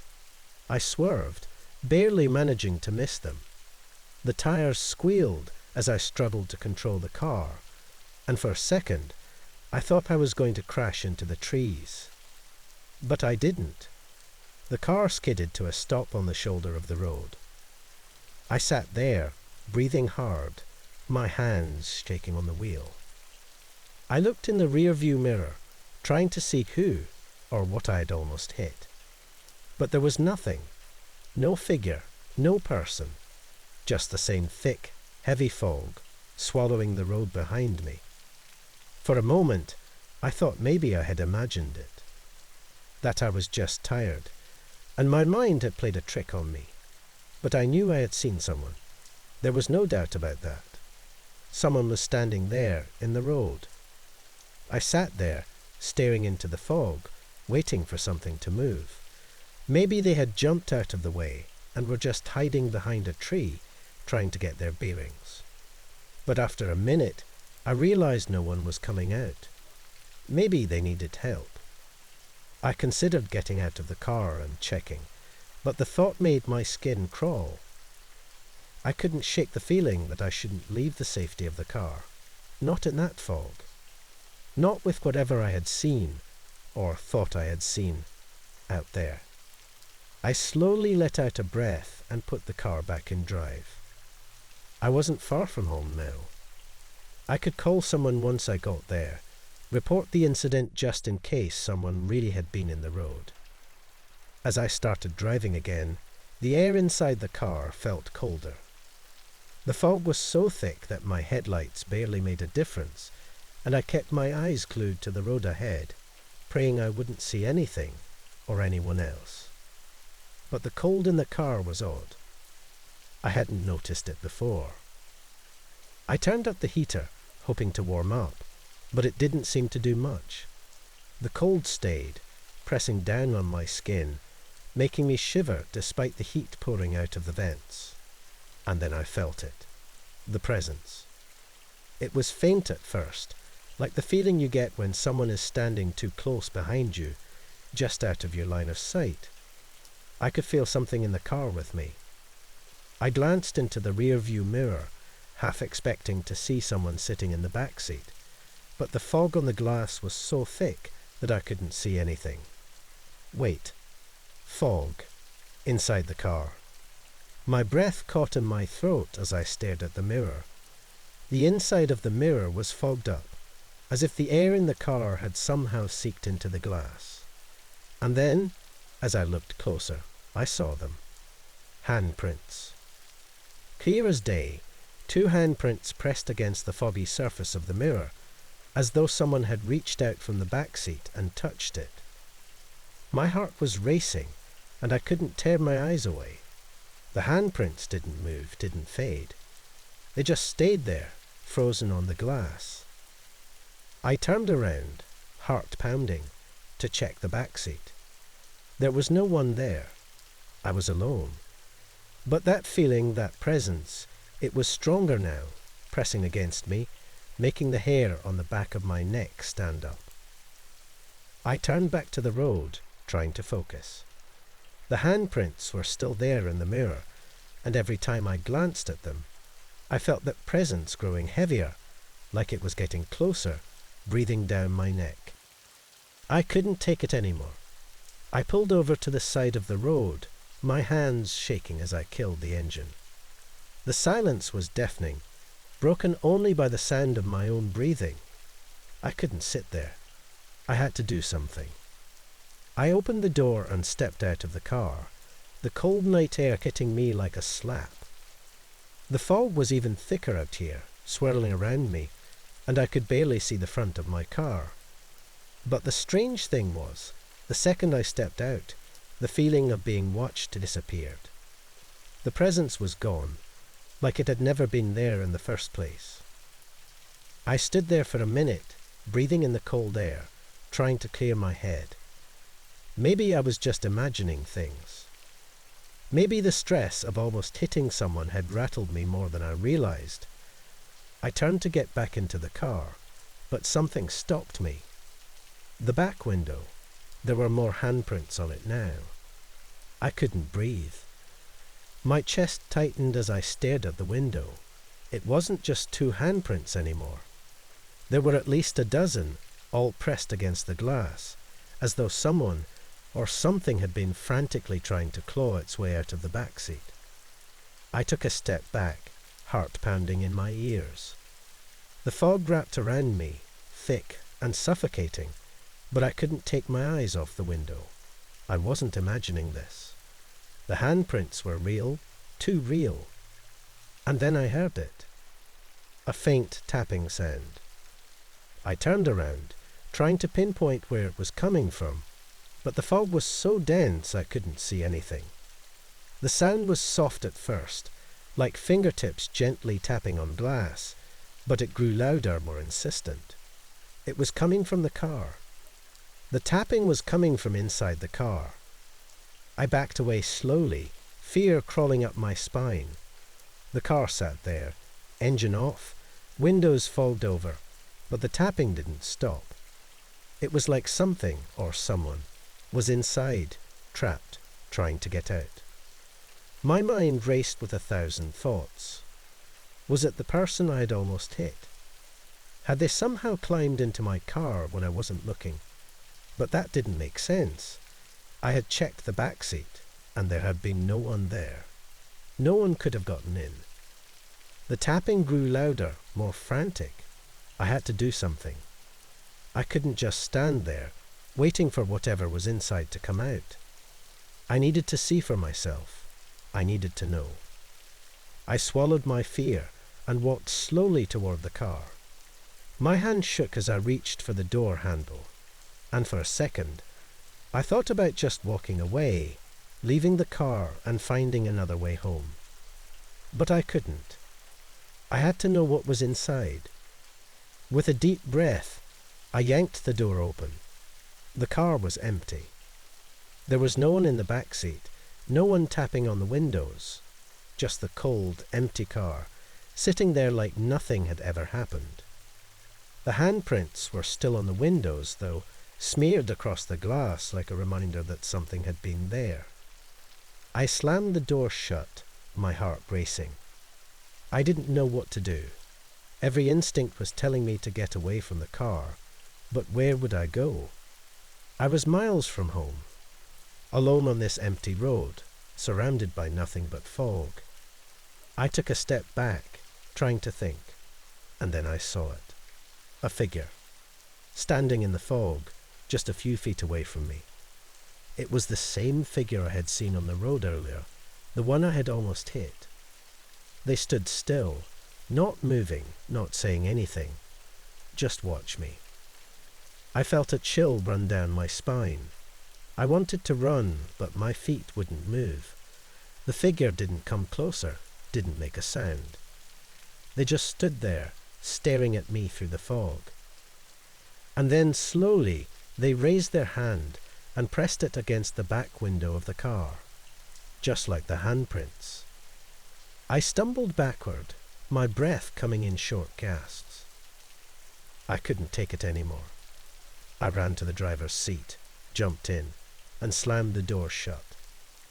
My hands were shaking so badly I could barely get the key into the ignition, but somehow I managed to start the car. I didn't look back as I sped away, the figure disappearing into the fog behind me. The handprints stayed on the window for the rest of the drive. As I sped down the road, trying to put as much distance between me and whatever that was, I kept looking at the rear-view mirror. The handprints never faded, staying as clear as when they first appeared. But what really made my blood run cold wasn't the handprints anymore. It was the faint shape that started to form in the back seat. At first, it was just a shadow, barely noticeable. But the longer I drove, the clearer it became. A figure slouched in the seat, its face hidden, its hand still pressed against the foggy window. It started with the quiet hum of the tires on the road, a sound so ordinary that it didn't seem worth paying attention to. I was alone in the car, driving through a back road I didn't even remember choosing. My phone had lost signal hours ago, and the GPS was stuck in a loading loop, as if it had given up trying to find my location. I wasn't too worried though. The road was straight empty. It felt like it was taking me somewhere, so I kept driving. The trees on either side were thick and dark, their branches twisting together, blocking out most of the evening light. It was just me, the car, and the road ahead. I hadn't seen another car for miles, not a house or even a sign. That's when I heard the first sound, barely noticeable, coming from the speakers. It was a whisper. I thought it might have been static, or maybe something playing on the radio by mistake. But when I looked, the radio was off. I reached for the volume dial, trying to turn it down, but it didn't help. The whisper was still there, soft but constant, as if it were coming from somewhere deep in the car. At first, I ignored it, convincing myself it was just some glitch with the car's system. But then the whisper started to change. It became more distinct. I couldn't quite make out what it was saying, but it didn't sound like random noise anymore. I turned up the air conditioning, trying to drown it out, but the words pushed through. And then it said my name, John. I slammed on the brakes. The car jerked to a stop in the middle of the empty road, and my heart was pounding in my chest. There was no one else around, no possible way anyone could know my name. And yet, there it was again, this time clear, and with a desperate edge to it. John, come back. I sat there, staring at the dashboard, waiting for something to happen. The voice had gone quiet again, replaced by that dull hum of the engine. I didn't move. I didn't even breathe for a few seconds, afraid that I might hear it again. But the road ahead was still empty, the trees on either side of me didn't move, and there was nothing, no sound, no movement, no sign of life. I let out a shaky breath and started the car again. The whisper hadn't returned, but I could feel something in the air around me, thick and heavy. I didn't know where I was going, but I kept driving. It wasn't like I had much of a choice. The road was too narrow to turn around, and there hadn't been any turn-offs for miles. As the car moved forward, the trees seemed to close in tighter, as if they were pressing against the road, trying to swallow it. The air felt thicker, like it was harder to breathe. I rolled down the window slightly, hoping it would help, but that's when the voice came back, louder this time. Please, help us, come back, save us. My heart was racing, and I gripped the steering wheel tighter. The voice was pleading now, desperate, as though it was trying to reach out and grab me. I turned the radio on and flipped through the channels, but there was nothing but static. The voice kept pushing through, louder and more insistent with each passing second. I knew I couldn't keep driving like this. My head was spinning, and I was starting to feel lightheaded. Just as I was thinking about pulling over, the trees opened up, and I saw something ahead. It looked like the outline of a small town, its buildings barely visible in the fading light. Something about the town felt familiar, like a memory buried deep in the back of my mind. I squinted, trying to get a better look as the car approached. Then it hit me. I had seen this place before, but only in old family stories. My grandmother used to talk about a town where our family had lived long ago, before something terrible happened. I never knew the full details. All I remembered was the way her voice would change when she mentioned it. She would grow quiet, almost sad, as if the weight of that history was too much for her to bear. The closer I got, the more I could feel it. This was the town she had spoken of, the place my ancestors had lived before they all disappeared. There were no records, no graves, no real proof they had ever been there. Just stories passed down through the generations. The voice grew louder again, so loud now that it hurt to listen. John, don't leave us. Save us. I pulled into the town slowly, every nerve in my body screaming at me to turn around and leave. But I couldn't. It was as if something was pulling me in, forcing me to confront whatever this place was hiding.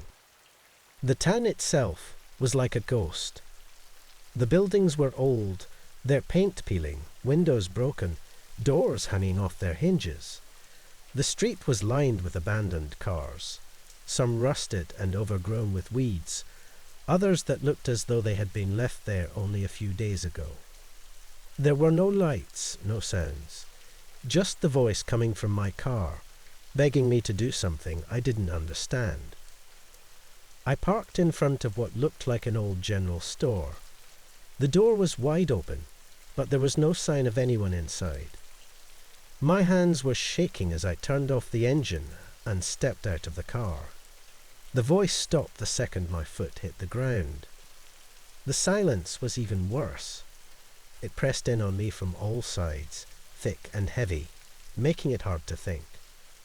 I stood there for a moment, trying to get my bearings. I didn't know what I was supposed to do next. I didn't even know why I was there. Then, out of the corner of my eye, I saw movement. I turned, half expecting to see someone standing there, but there was nothing, just the empty street and the still buildings. But I felt it, that pull again, dragging me toward the edge of town. My feet moved on their own, taking me down a narrow alley between two buildings. The alley led to an old cemetery, overgrown with weeds and tangled roots. The graves were old, so old that the names were barely visible on the stones. But as I looked closer, I saw something that made my blood run cold. Every name was the same as mine. Row after row of graves, each one marked with the name John. Some of the dates were from centuries ago, others much more recent. I backed away, my mind racing. This couldn't be possible. My family had always talked about the disappearance, about how no one knew what happened to the people who had lived here. But now I was standing in front of their graves, staring at my own name. over and over again. The voice came back, softer now, almost gentle. You have to finish it. You're the last one. Save us. I shook my head, trying to clear my thoughts. I didn't understand what it wanted from me, what I was supposed to save them from. But as I looked around the cemetery, the air grew colder, and I felt something brush against my arm. It was like a shadow, but more solid, more real. I turned to face it, but there was nothing there, just the weight of something unseen pressing down on me, making it hard to breathe. And then I saw them. Figures standing in the distance, just beyond the edge of the cemetery. They were barely visible, shrouded in darkness, but I could feel their eyes on me, watching, waiting. The voice came again, louder this time, and full of fear. They're coming. Save us. I didn't know what I was supposed to do. My heart was pounding in my chest, and I could feel the panic rising inside me. But I couldn't move. I was trapped, frozen in place by the weight of those eyes, the weight of my family's history pressing down on me. The figures in the distance began to move, slowly at first, then faster, their shapes growing larger, more defined. I could see their faces now, twisted in pain, their eyes hollow and empty. They reached out toward me, their mouths open in silent screams. I stumbled backward, my foot catching on a loose rock, and fell to the ground. The figures were closer now, so close I could feel the cold air around them, hear the soft rustling of their clothes as they moved. I scrambled to my feet, my mind racing. I had to get out of there. But the voice was louder now, deafening, filling my head with its desperate pleas. Save us. Please, save us. I didn't know what to do. My hands were shaking, my breath coming in short, panicked gasps. But as the figures reached out for me, I did the only thing I could think of. I ran. I ran back to the car, my heart pounding in my chest, my legs burning with every step. The figures were right behind me, their cold breath on my neck, their voices echoing in my ears. I threw myself into the driver's seat and slammed the door shut. The engine roared to life, and I peeled out of the town, my tires screeching against the pavement. I didn't look back. I couldn't. The voice had stopped. But the road ahead seemed longer than before, stretching out endlessly into the darkness. And even though the town was far behind me now, I could still feel it. Watching, waiting, and the whisper of my name, still there just beneath the surface. It was supposed to be a quiet weekend, just me and Rachel, out in the middle of nowhere, taking some time away from the stress of work. We'd been together for 6 years, and this was one of those rare chances where we could both unplug, leaving behind the city noise and constant buzz of notifications. I had rented a cabin in a rural part of the state, and it felt like the perfect spot, quiet, remote, and surrounded by dense forests. There wasn't even much cell service, but that was kind of the point. We were about an hour away from the cabin, driving down a narrow road that twisted and turned through the woods. It was late afternoon, and the sun hung low in the sky, casting long shadows over the car. Rachel was in the passenger seat, flipping through some local radio stations for music. The stations were mostly static, with only the occasional fragment of a song breaking through. I didn't think much of it at first when the static started to get louder. We were deep in the woods after all. But then, out of nowhere, we both heard it. Help. Please. Rachel paused mid-turn of the dial and looked at me wide-eyed. Did you hear that? She asked, her voice tight. I nodded, my hands tightening on the steering wheel. We both sat there, listening to the radio as the static crackled on. Then we heard it again, clearer this time. Please, help me. The voice was faint, but it was unmistakable. It was a woman's voice, shaky and desperate. The words were scattered between bursts of static, as if they were being cut off by something. "Is this some kind of prank?" Rachel asked, her eyes scanning the road ahead. "I don't know," I said, feeling a chill settle over me. I slowed the car as the road curved sharply to the left. "Maybe someone's messing with an old transmitter or something. Or maybe someone actually needs help," Rachel said, her voice barely above a whisper. I could tell by the way she was staring at the radio that she was spooked. So was I, if I'm honest. The next time we heard the voice, it was clear. It sounded like it was coming from nearby, and the desperation in the woman's tone was unmistakable. The words were garbled, but we both made out the same phrase. "Help me. The road. Help." Up ahead, a narrow dirt road branched off from the main road. There was no sign, no marker, just an overgrown path leading deeper into the woods. "That's got to be it," Rachel said, pointing. "That's where it's coming from." I slowed the car to a stop, pulling over to the side of the road. The engine hummed quietly as we sat there, listening to the radio. For a few long seconds, there was nothing but static again. Then we heard it. "Help me. The road." Rachel turned to me, her face pale. "We can't just leave, Mark. If someone's in trouble, we have to do something." I hesitated, staring at the old dirt road. Something about it didn't feel right. The trees were thick, their branches arching over the road like a canopy, casting dark shadows that made it hard to see very far down the path. I didn't like the idea of driving into the unknown, especially with the sun beginning to set. "We should call the police," I said, reaching for my phone. But as expected, there was no signal. Rachel was already reaching for the door handle. "We can at least check it out. See if there's any sign of someone." I sighed and nodded, knowing she wasn't going to let this go. I turned off the car, and we both stepped out. The woods were strangely quiet, save for the faint hum of static from the car's radio, which we left on in case the voice came through again. We started walking down the old road. The dirt was packed hard from years of disuse, and the weeds had grown thick along the edges. It looked like no one had been down this path in years. The deeper we went, the darker it got. With the trees growing so thick, they blocked out most of the fading sunlight. "Do you hear that?" Rachel asked after we'd been walking for a few minutes. I stopped and listened.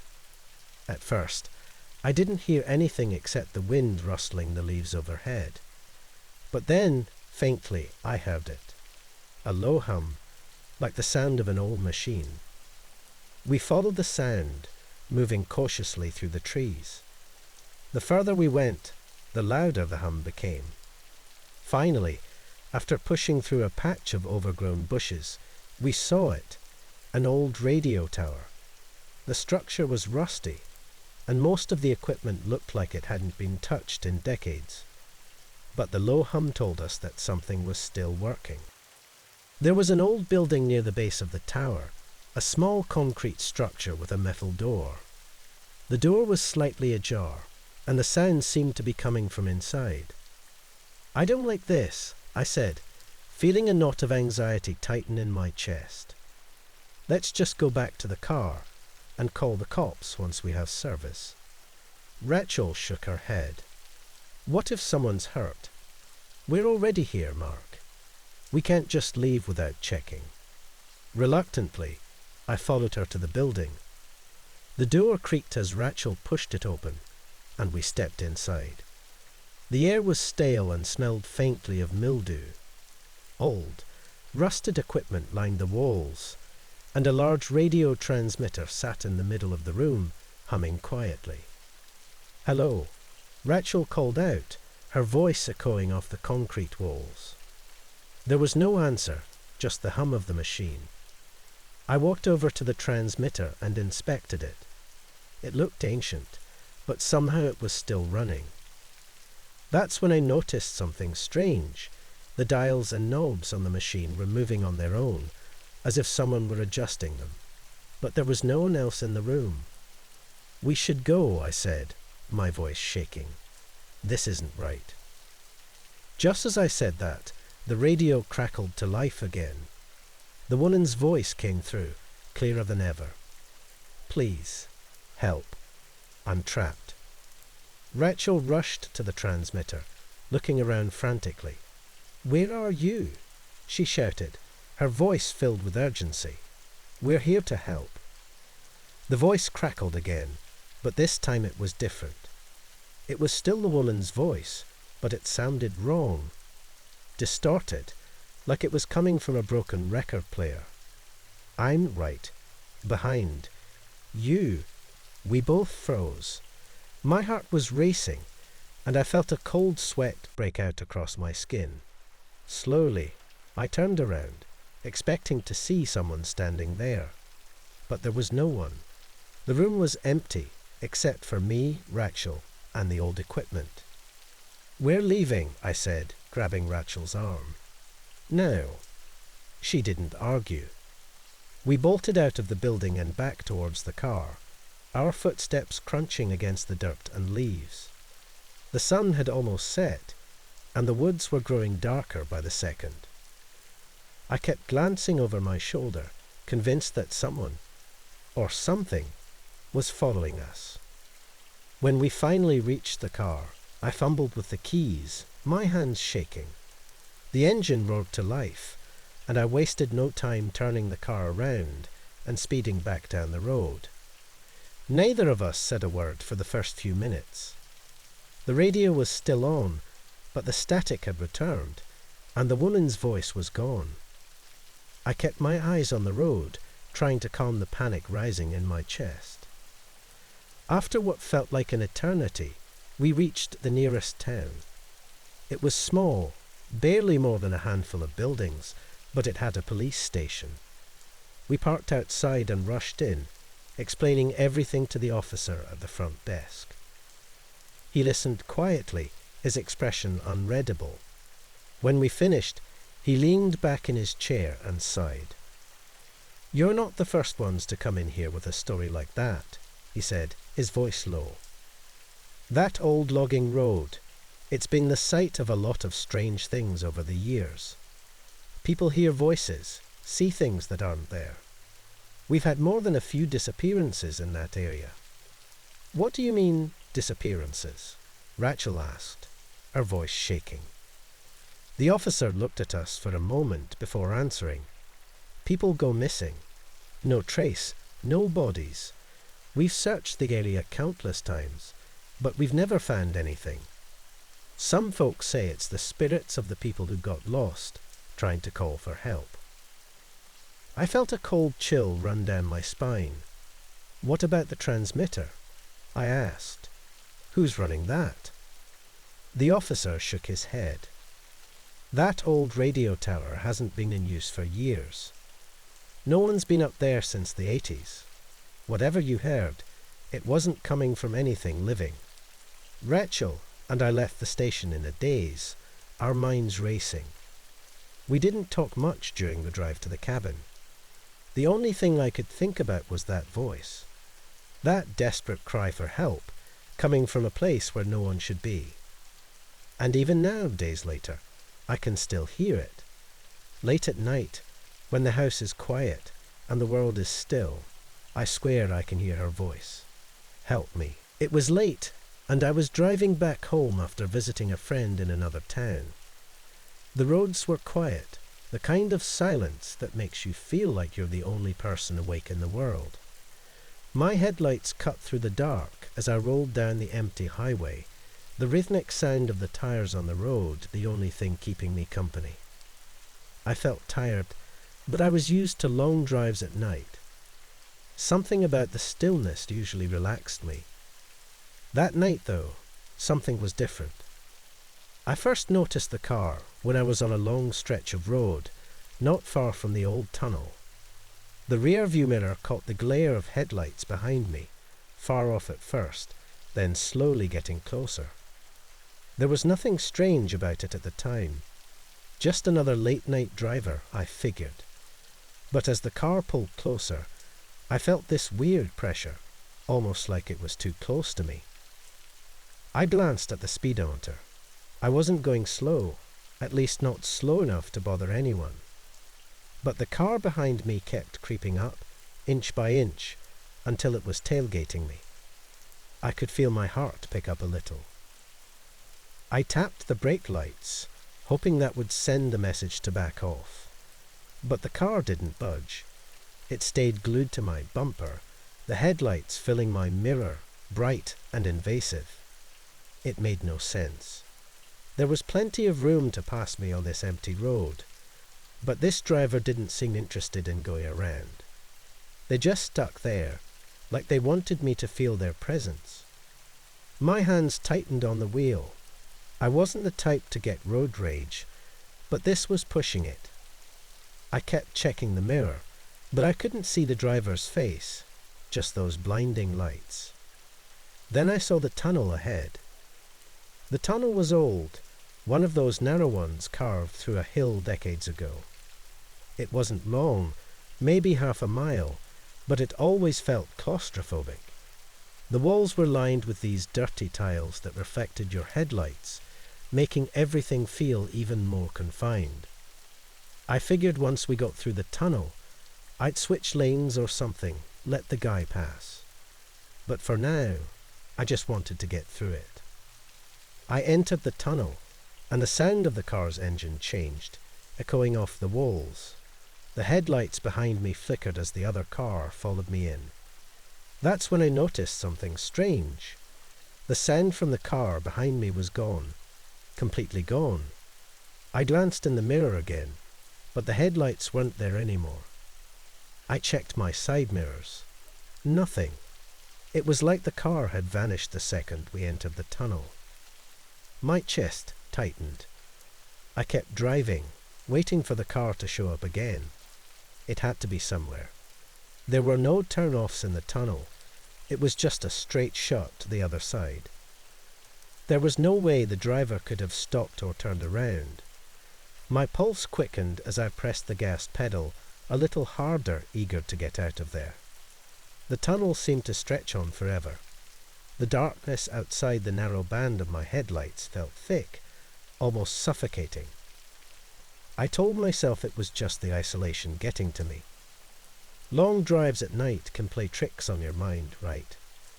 Finally, I saw the end of the tunnel coming up. I pushed through, letting out a breath as I exited back into the open air. And then I saw it. The car was there again, right behind me. But it wasn't the same as before. The sleek, modern vehicle that had been tailgating me was gone. In its place was this old, battered car, like something straight out of a junkyard. The headlights were dim, barely lighting the road, and the body of the car was rusted, dented, and covered in grime. The windows were dark, too dark to see inside. But I could feel the driver's eyes on me. The way the car moved, keeping pace with me exactly, felt intentional. Like it wasn't just following me. It was watching me. I blinked, trying to make sense of it. Had I imagined the other car? No, I was sure of what I saw. This wasn't right. I sped up, hoping to lose it. But the car behind me matched my speed, sticking close, too close. Every time I looked in the mirror, that old, rusted frame seemed to get closer. My hands were sweating on the steering wheel now. My throat felt tight. There was something deeply wrong about this car. I didn't know how to explain it, but it wasn't just the way it looked. It felt like the air around it was wrong, like the space it occupied was somehow warped. I pressed the gas harder, but no matter how fast I went, it stayed with me. I glanced at the clock on the dashboard. It was past 3 a.m. I just needed to make it home. I needed to get away from this thing. But the road felt endless. I kept driving, watching the headlights in my mirror, my heart hammering in my chest. Then, without warning, the headlights blinked out. I gasped, looking up. The car was gone. Completely gone.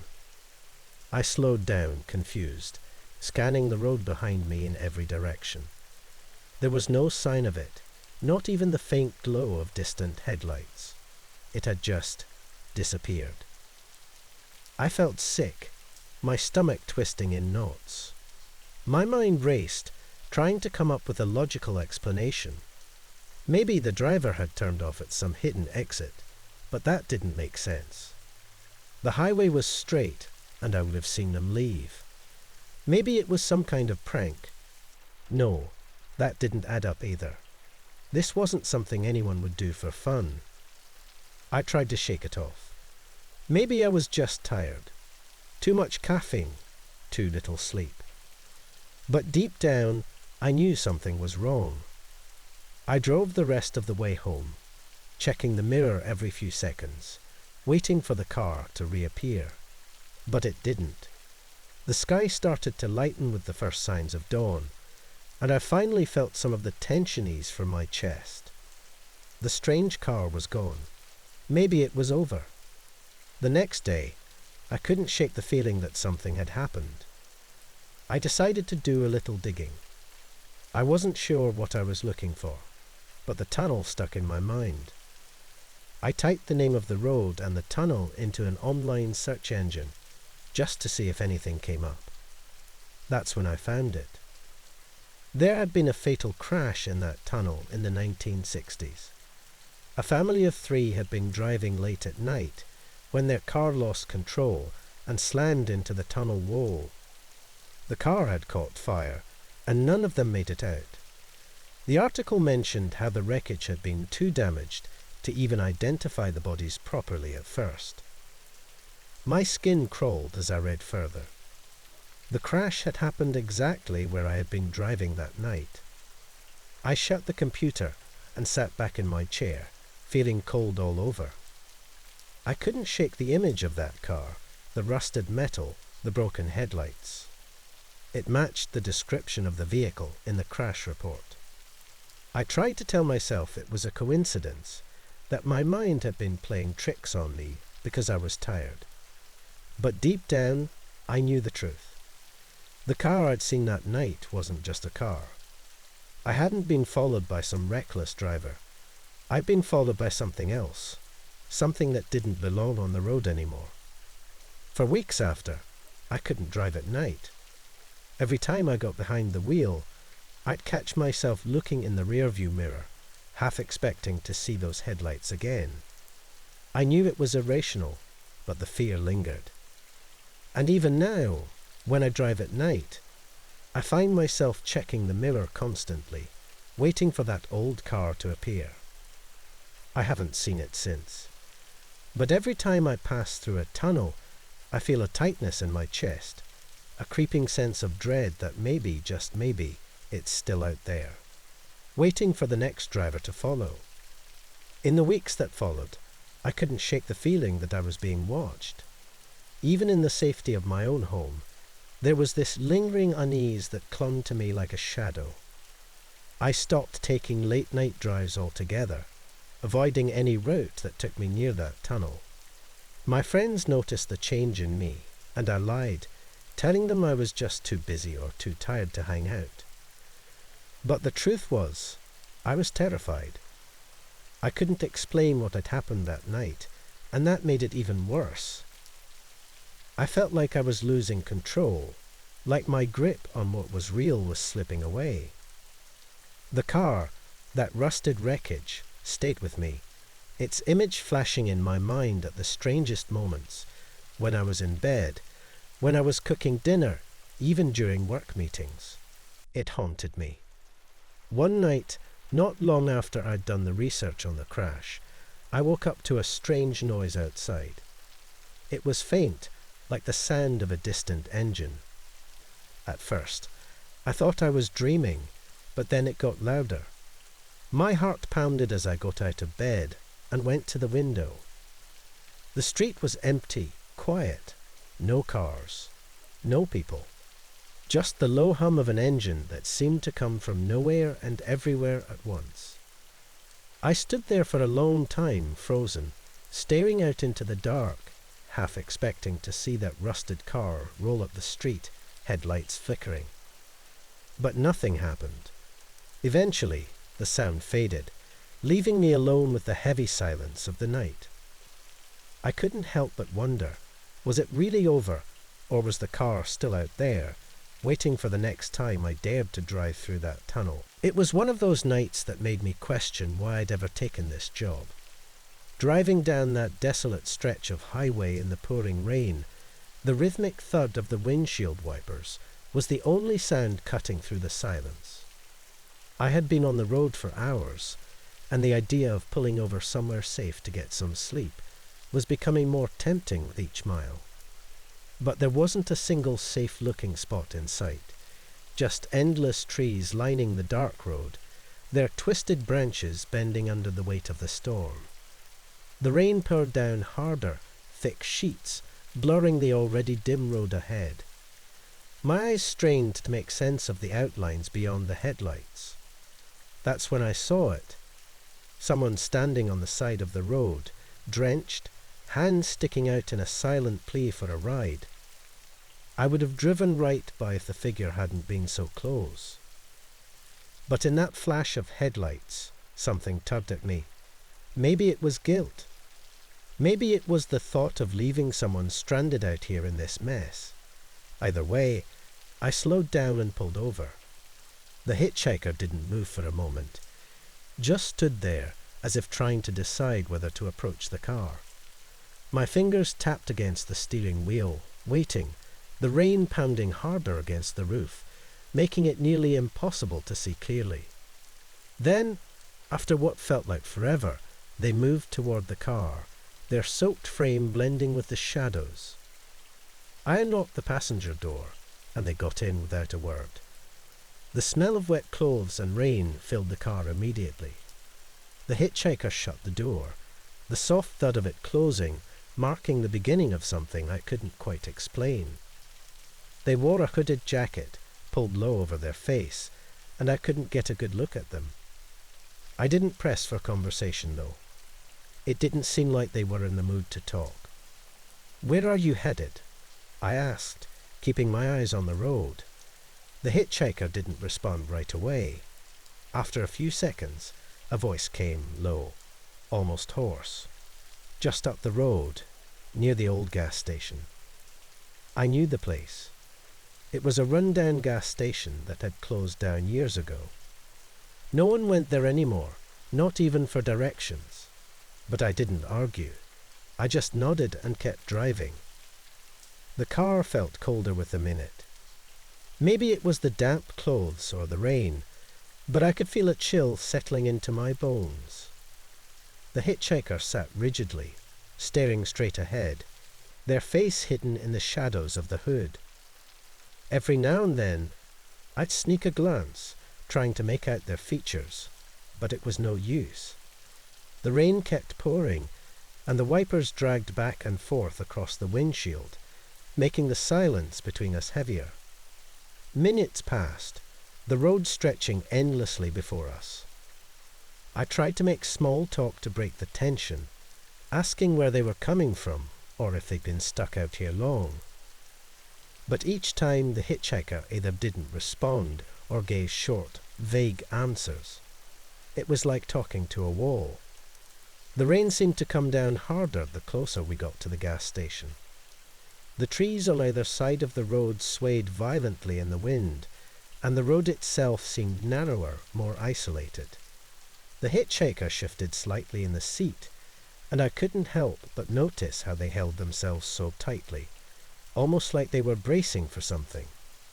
"We're almost there," I said, trying to reassure myself more than them. The hitchhiker didn't say anything, just kept staring straight ahead, their hands gripping the edge of the seat. Finally, a headlights caught sight of the old gas station. It looked even more abandoned than I remembered. The windows were boarded up, and the sign that once hung above the entrance was missing letters, barely clinging to its frame. No lights, No signs of life. Just the empty shell of a place long forgotten. I slowed the car, pulling up to the curb just outside the building. "Here we are," I said, though it didn't feel right. I expected the hitchhiker to get out, to thank me, or at least acknowledge that we'd arrived, but they just sat there. "Is this the right place?" I asked, turning to look at them directly for the first time since they'd gotten in. My heart skipped a beat. The passenger seat was empty. The door was still shut, the window fogged up from the cold air outside. But the seat was empty. No sign of the hitchhiker who had been sitting there just moments before. I blinked, thinking maybe my tired mind was playing tricks on me. I looked again, reaching out to feel the seat, and that's when I noticed it. It was damp, cold and soaked through, as if someone had been sitting there, dripping wet from the rain. But no one was there now. My hands started to shake. I turned back toward the road, my breathing shallow, trying to make sense of what had just happened. Had they slipped out without me noticing? But that didn't make any sense. The door hadn't opened, and I hadn't heard a thing. Panic set in. I quickly checked the rear-view mirror, scanning the empty street, but there was no sign of anyone. The rain continued to pour down, hammering against the roof of the car, but the silence inside was deafening. I fumbled for my phone, my fingers shaking as I dialed the number of a local diner I passed earlier. The guy who worked there knew everything about the area. He'd know if something strange was going on. I just needed to hear a voice, something normal to ground me. "Yeah." The familiar gruff voice answered after a couple of rings. I hesitated, unsure of how to explain what had just happened. "Hey, I picked up someone on the highway near mile marker 32. They wanted a ride to the old gas station, but now they're gone. The seat's wet, but they're not here." There was a long pause on the other end, longer than I expected. When the voice came back, it was quieter, more serious. "You picked up someone near mile marker 32. "Yeah," I said, glancing again at the empty seat beside me. "Why?" The man let out a heavy sigh. "You're not the first, and you won't be the last." I didn't know what to say. My heart pounded in my chest, the cold seeping deeper into my skin. "What do you mean?" "That stretch of road. There's a story. Been passed around for years. About a hitchhiker who died in a crash near that mile marker. They say he was trying to get home that night, but he never made it. Now on rainy nights, people see him out there, still trying to get a ride. Some folks stop and pick him up, just like you did. But he never makes it to his destination." The room seemed to spin as I listened. What happens to them?" "They said he disappears before you get where he's going. Leaves the seat wet, just like you said." A chill ran down my spine. I looked at the seat again, the damp fabric cold beneath my fingers. The man's voice was steady, but there was a weight to it, like he had told this story too many times. "Best thing you can do is keep driving. Don't look back. He's not coming back. Just forget about it, all right." I wanted to protest, to say it was impossible, that things like this didn't happen. But I knew he was telling the truth. I could feel it in the pit of my stomach. The hitchhiker wasn't coming back. I thanked him, hung up, and started the car again, my hands still trembling as I gripped the steering wheel. The rain continued to pour, the old gas station fading into the distance behind me as I drove away. I didn't look back. I couldn't. For the rest of the drive, I kept my eyes on the road, ignoring the cold, damp feeling still lingering in the passenger seat beside me. I told myself I wouldn't think about it again, that I'd forget it ever happened.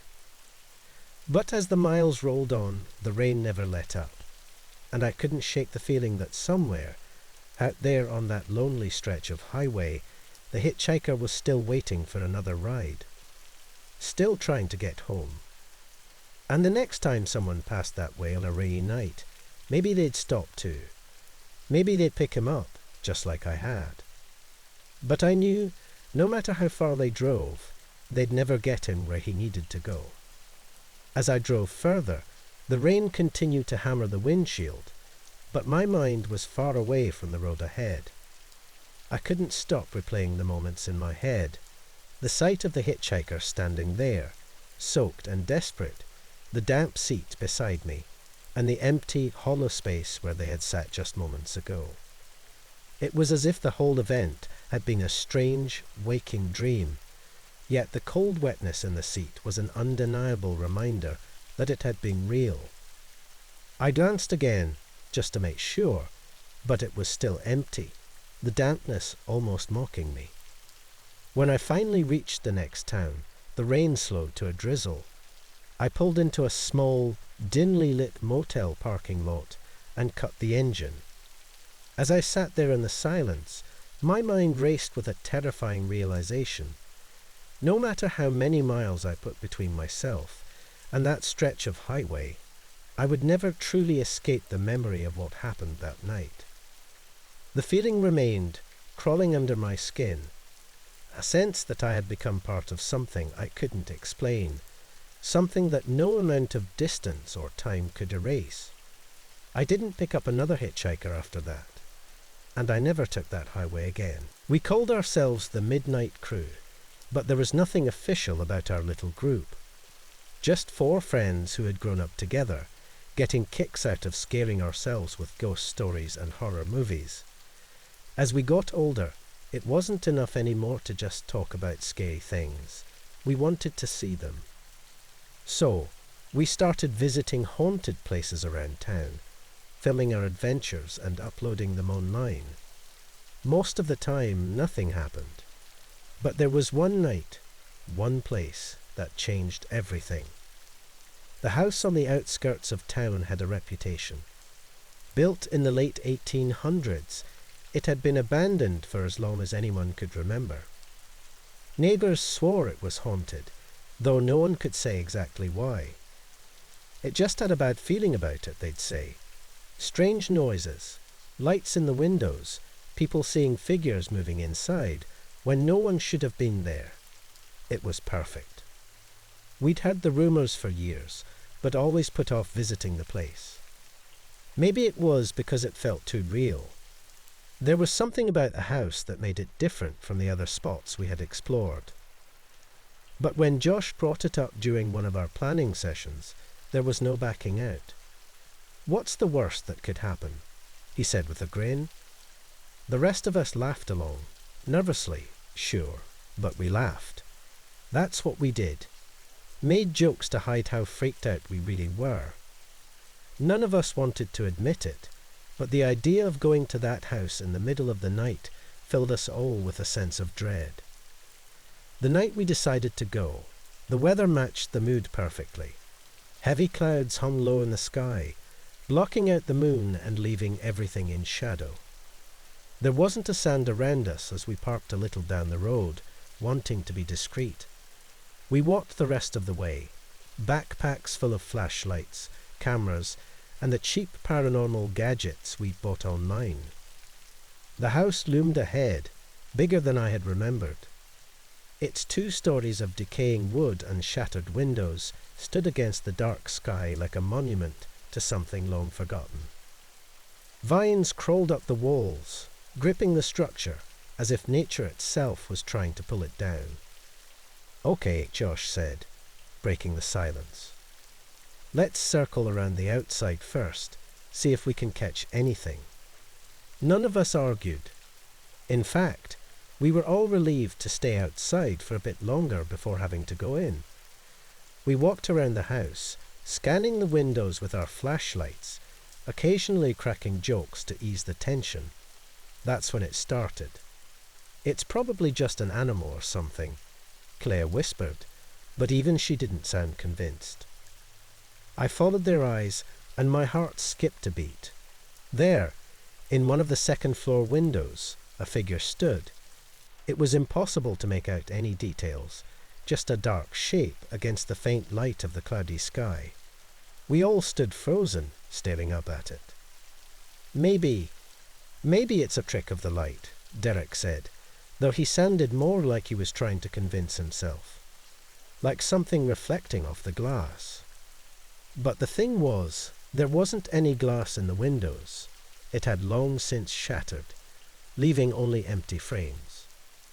"Let's keep moving," Josh said, his voice unsteady now. "We'll figure it out when we get inside." We continued walking, but the sense of something watching us never left. As we moved, I couldn't help but check every window, scanning for any sign of movement. And it wasn't long before we saw it again, a figure, this time in a window at the back of the house. Always just standing there, still as a statue. It felt like the house itself was alive, watching us, waiting for us to make the next move. Finally, we made it back to the front door. Josh tried the handle, and to our surprise, it turned easily. The door creaked open, revealing nothing but darkness inside. "Let's do this," he said, though there wasn't much confidence left in his voice. We stepped inside, our flashlights cutting through the thick dust hanging in the air. The place was completely empty. No furniture, no signs of life, nothing. It was as if the house had been abandoned mid-construction and left to rot. We split up, checking different rooms and recording everything. At first, it seemed like just another run-down house, but that didn't explain what we had seen outside. I was in what looked like an old living room when I heard Claire call out from the hallway, "Guys, come here. You need to see this." We hurried over, finding her standing in front of a large empty space where a staircase once stood. The stairs had collapsed long ago, leaving a gaping hole that led up to the second floor. "I don't know what it is," Claire said, pointing her flashlight toward the top of the gap, "but something's moving up there." We all looked up, our lights barely reaching the edge of the floor above, and then we heard it, a soft scraping sound, like something being dragged across the wooden floor. We stood still, holding our breath, waiting for whatever was making the noise to show itself. But nothing came. "We have to get up there," Josh said. "That's where the figures were, right? We need to find out what's going on." "How?" Derek asked. "There's no way we're climbing that. The whole thing could collapse." "There's got to be another way," Josh insisted. "Maybe a ladder or—" Suddenly, a loud thump echoed from upstairs. We all jumped, our hearts racing as we stared up into the darkness. It sounded like something heavy had hit the floor directly above us. "Okay, maybe we don't need to go up there," Josh said, his voice shaking now. We stood there for a few moments, trying to figure out what to do. The silence stretched on, broken only by the occasional creak of the old house settling. And then Clara gasped. "The windows." We turned to look where she was pointing. Every window we could see from the hallway, both upstairs and down, had a figure in it. Dark, shadowy shapes just standing there, motionless, watching us. "There's no way," Derek whispered. "This place is empty. We would have heard someone else in here." But the figures didn't move. They just stood there, as if waiting for us to do something. For a moment, none of us spoke. I could feel the air growing thick, a sense of dread creeping in from every corner of the house. It felt like we were trapped, even though the door was just a few feet behind us. "Let's go," Claire said finally, her voice barely above a whisper. "We need to leave. Now." No one argued. We backed toward the front door, keeping our eyes on the figures in the windows. They didn't follow us, at least not in a way we could see, but the second we stepped outside, I could feel it. That same heavy presence, that feeling of being watched, only now it was worse. The entire house seemed to be staring at us. We hurried back to the car, trying not to look back. But as I reached the door, something made me turn around, just for a second. And there, in the window closest to the door, was another figure. This time, though, it wasn't just a shadow. It was clear enough to see a face, or at least what should have been a face. But instead, there was nothing. Just an empty, featureless void where eyes, a nose, and a mouth should have been. I stumbled into the car, shaking as I slammed the door behind me. Josh floored the gas, and we sped away without saying a word. We didn't talk much after that night. We never posted the footage. In fact, we never even watched it. The camera had caught everything we saw, but none of us wanted to relive it. Eventually, the midnight crew fell apart. We stopped meeting up, stopped visiting haunted places. Whatever had been fun about it all was gone. Sometimes, late at night, I find myself thinking about that house, about the figures in the windows, and the way they seemed to be waiting for us, watching. I wonder what would have happened if we had stayed, if we had gone upstairs, found a way to confront whatever was there. But deep down, I know the truth. It's better not to know. Better to let that house, and whatever's inside it, stay in the past. Because some places, some things, are better left alone. And when I close my eyes, I still see that figure. The one without a face. Watching, waiting, just like it was that night. And I know it's still there, standing in those windows, watching for anyone foolish enough to come too close. I had been exploring abandoned houses for years, always in search of something that could add a bit of mystery or depth to my blog. The blog wasn't big, but it had a dedicated audience who loved hearing about forgotten places. Sometimes I'd find old photographs, maybe a piece of furniture that hadn't rotted away completely. But mostly, these places were hollow, empty shells of what once had been. That's why, when I first saw the decaying house at the end of a dirt road in the middle of nowhere, I didn't expect much. It was a 2-story Victorian-style building, long neglected, with vines crawling up the sides like they were trying to reclaim it. The windows were boarded up, and the front door hung off its hinges, creaking whenever the wind blew through the empty lot. The floor creaked loudly under my boots as I stepped inside, sending a cloud of dust into the air. The house smelled old, like mold and forgotten memories. Most of the rooms were gutted, probably looted years ago, with broken furniture and yellowed wallpaper hanging in strips from the walls. I took pictures, made a few notes for the blog, and thought about leaving, but something kept me there, a nagging feeling in the back of my mind, like I hadn't seen everything yet. I continued upstairs, the railing on the staircase shaking beneath my hand. Upstairs, the house was in worse shape.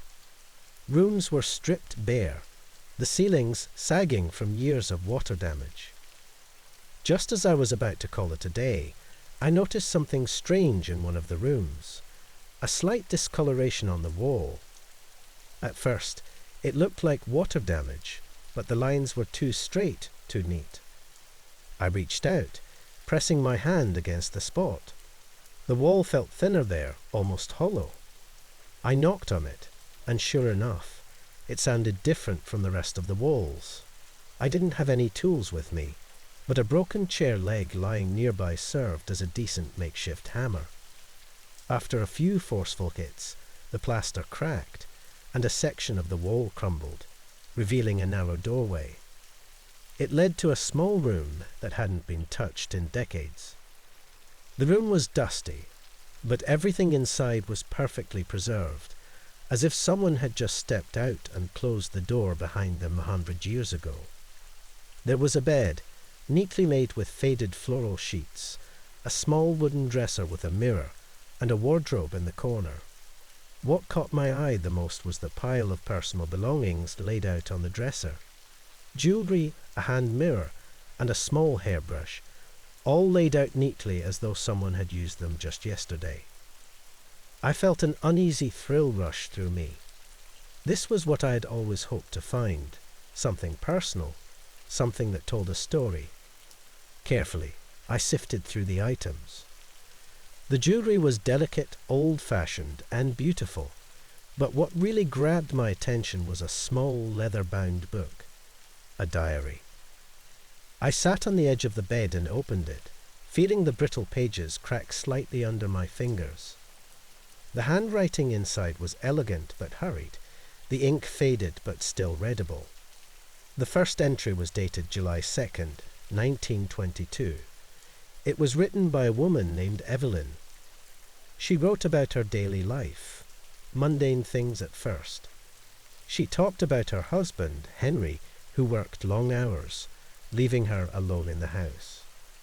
She wrote about the garden, her loneliness, and her yearning for something more. But as I read further, the entries became darker, more troubling. One passage, from August 18th, 1922, stood out. I can't shake the feeling that something is wrong with me. I've started seeing things, visions of places and people I don't know, things that don't make sense. At first, I thought it was just my mind playing tricks on me, but they're becoming clearer.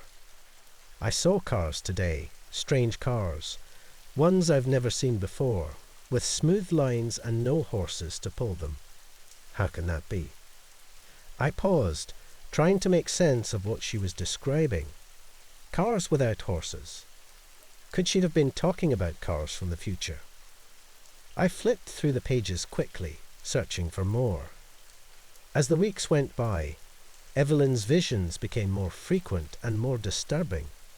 She wrote about seeing tall buildings made of glass, machines that could talk, and people holding strange, glowing rectangles in their hands. One entry, dated September 5th, 1922, was especially chilling. I don't know what's happening to me. I see things that feel too real to be dreams. I saw a war today, unlike any I've read about. The sky was filled with flying machines, and there were explosions everywhere. The world seemed to be in chaos, and I felt it. I could smell the smoke, hear the screams. It's getting worse. Henry doesn't believe me. He says I need rest, but I know these visions are real. I'm seeing the future, and it's terrifying. My hands shook as I read on. Evelyn's writing became more frantic, her words more desperate. She described visions of technological wonders, but also horrors, disasters, wars, and personal tragedies. She wrote about feeling disconnected from reality, like she was being pulled into these visions against her will. The last entry was dated September 21st, 1922. I'm scared. I don't know how much longer I can take this. The visions come even when I'm awake now. I saw myself disappear today. I was standing in the mirror, and then I was gone. I don't know where I went, but I know it's going to happen soon. I'm going to disappear, and no one will find me, not even Henry. I can feel it. Something is coming for me. And then nothing. The entries stopped. I sat there for a long time, staring at that final sentence. Something about it felt wrong, too real. It was as if Evelyn had known, somehow, that she was going to vanish. I got up from the bed and began searching the room more carefully. The wardrobe was full of clothes from the 1920s, old-fashioned dresses that were still in decent condition despite the years of neglect. I opened the drawers of the dresser, half expecting to find more clues, but everything inside was ordinary: gloves, scarves, a few letters that seemed to be from friends. But then I noticed something strange. The mirror on the dresser wasn't reflecting the room properly. At first, I thought it was just dirty, but when I looked closer, I realized that the reflection was wrong. The room in the mirror looked newer, like it hadn't aged. The wallpaper wasn't peeling, and the furniture looked well kept, almost as if the room was stuck in time. I leaned in closer, studying the reflection. That's when I saw it. There, standing in the reflection, was a woman. She was dressed in the style of the 1920s, her hair neatly pinned up, her face pale and gaunt. She wasn't moving, just standing behind me, staring at me through the mirror. I turned around quickly, but the room was empty. Heart pounding, I looked back at the mirror. The woman was still there, her expression unreadable. Slowly, she lifted her hand and pointed at the diary in my lap. I don't know why, but I opened it again, flipping back through the pages until I reached that last entry. As I stared at the words, I noticed something I hadn't seen before. A faint, smudged sentence written in the margin, almost too faded to read. "If you find this, leave. Don't look for me." A cold chill ran down my spine. I snapped the book shut and stood up, my heart racing. The room felt different now, like the air had thickened, pressing in on me from all sides. The mirror was still showing the woman, but she was no longer pointing at the diary. Now she was pointing at me.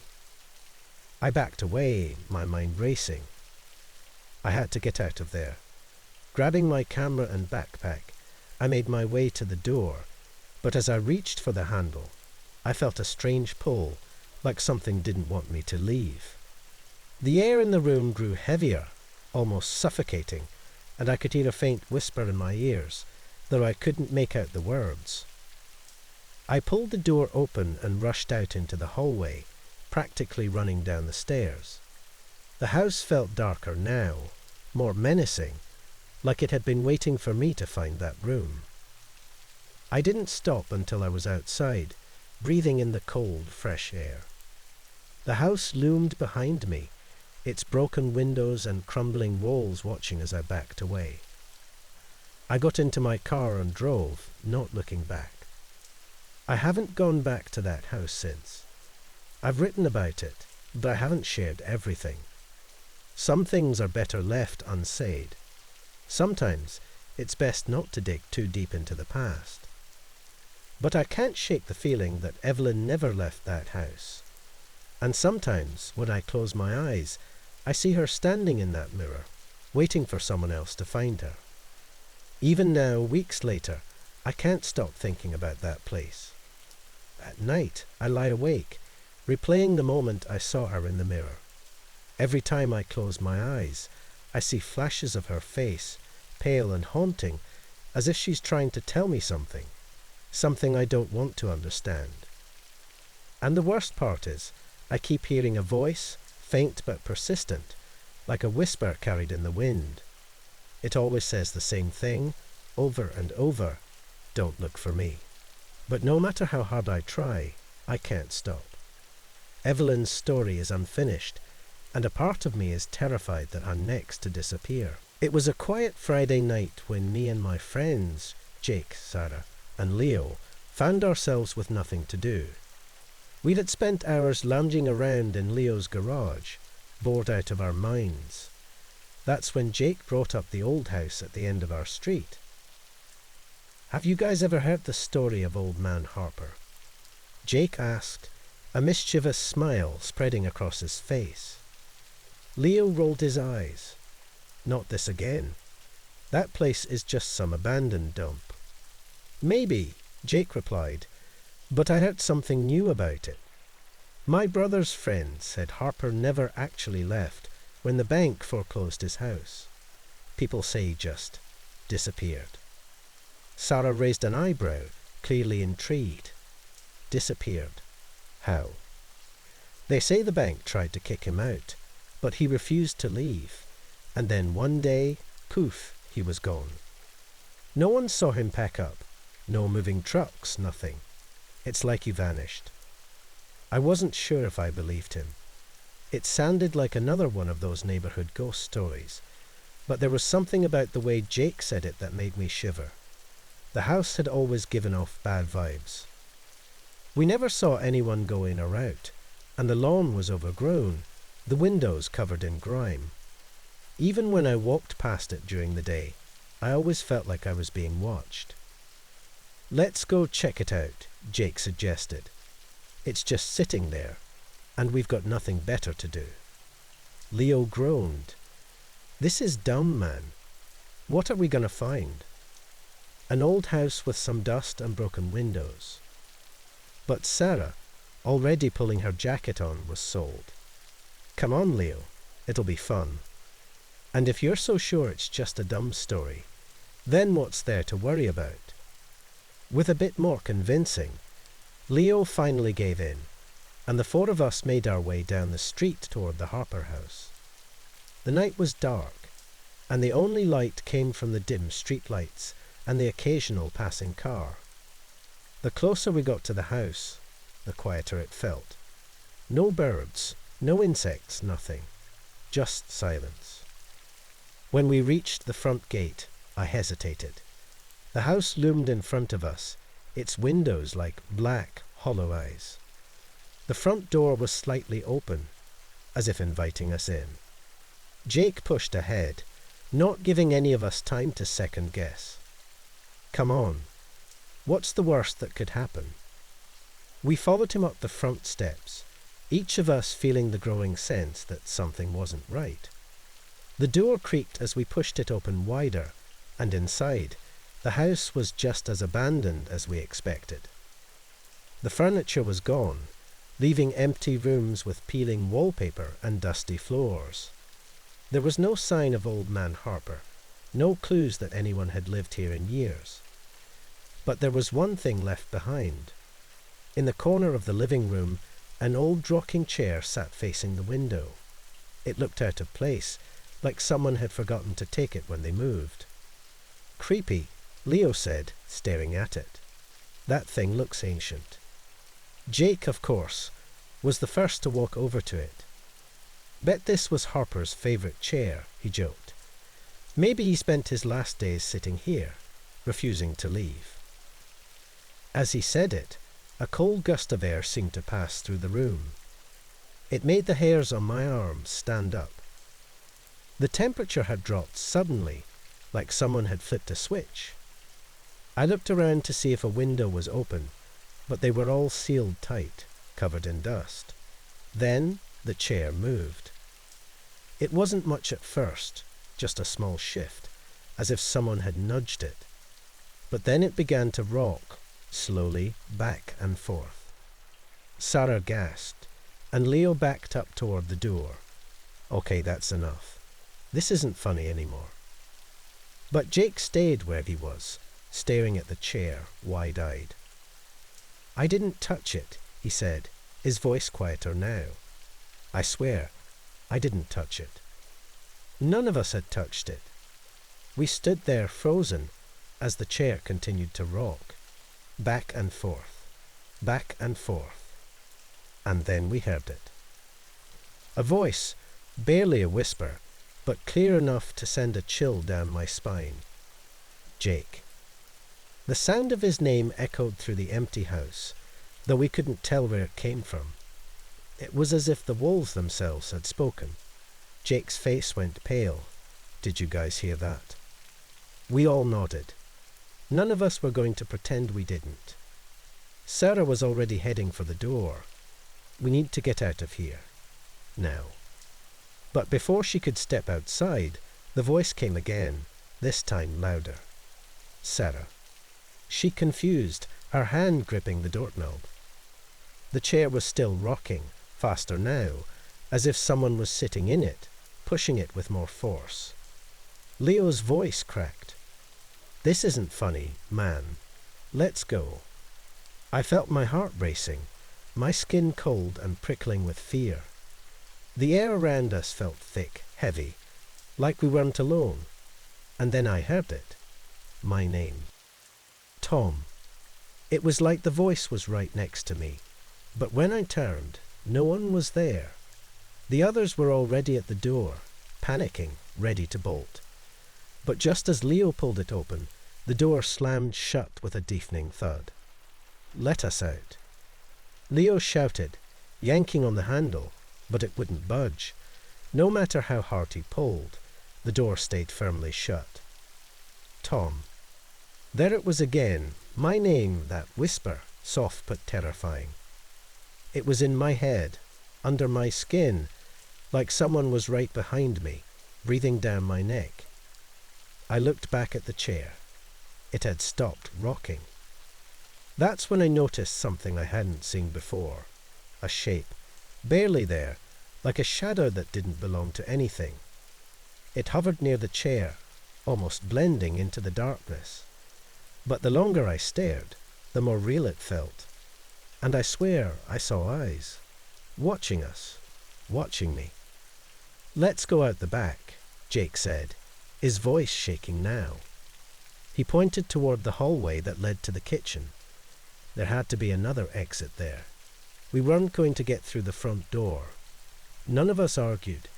We hurried through the house, moving faster than we ever had before. My heart was pounding in my chest, my mind racing with fear. The voice hadn't spoken again, but I could still feel it, like it was following us, waiting. When we reached the back door, Jake grabbed the handle and twisted. It opened easily, and we rushed outside, stumbling into the overgrown backyard. We didn't stop running until we were halfway down the street, gasping for breath. We stopped near the corner, and I turned back to look at the house. It was dark, silent, just as it had been before. No sign of movement, no rocking chair. But I couldn't shake the feeling that someone, or something, was watching us from inside. "What the hell was that?" Leo said, his voice shaky. "What was that thing?" Jake shook his head. "I don't know, man. I don't know." We all stood there, catching our breath, trying to make sense of what had just happened. None of us had any answers. But as we turned to walk away, I swore I heard it again. That same voice, soft, barely a whisper. "Tom." I froze for a second, my heart pounding in my chest. The others didn't seem to hear it this time.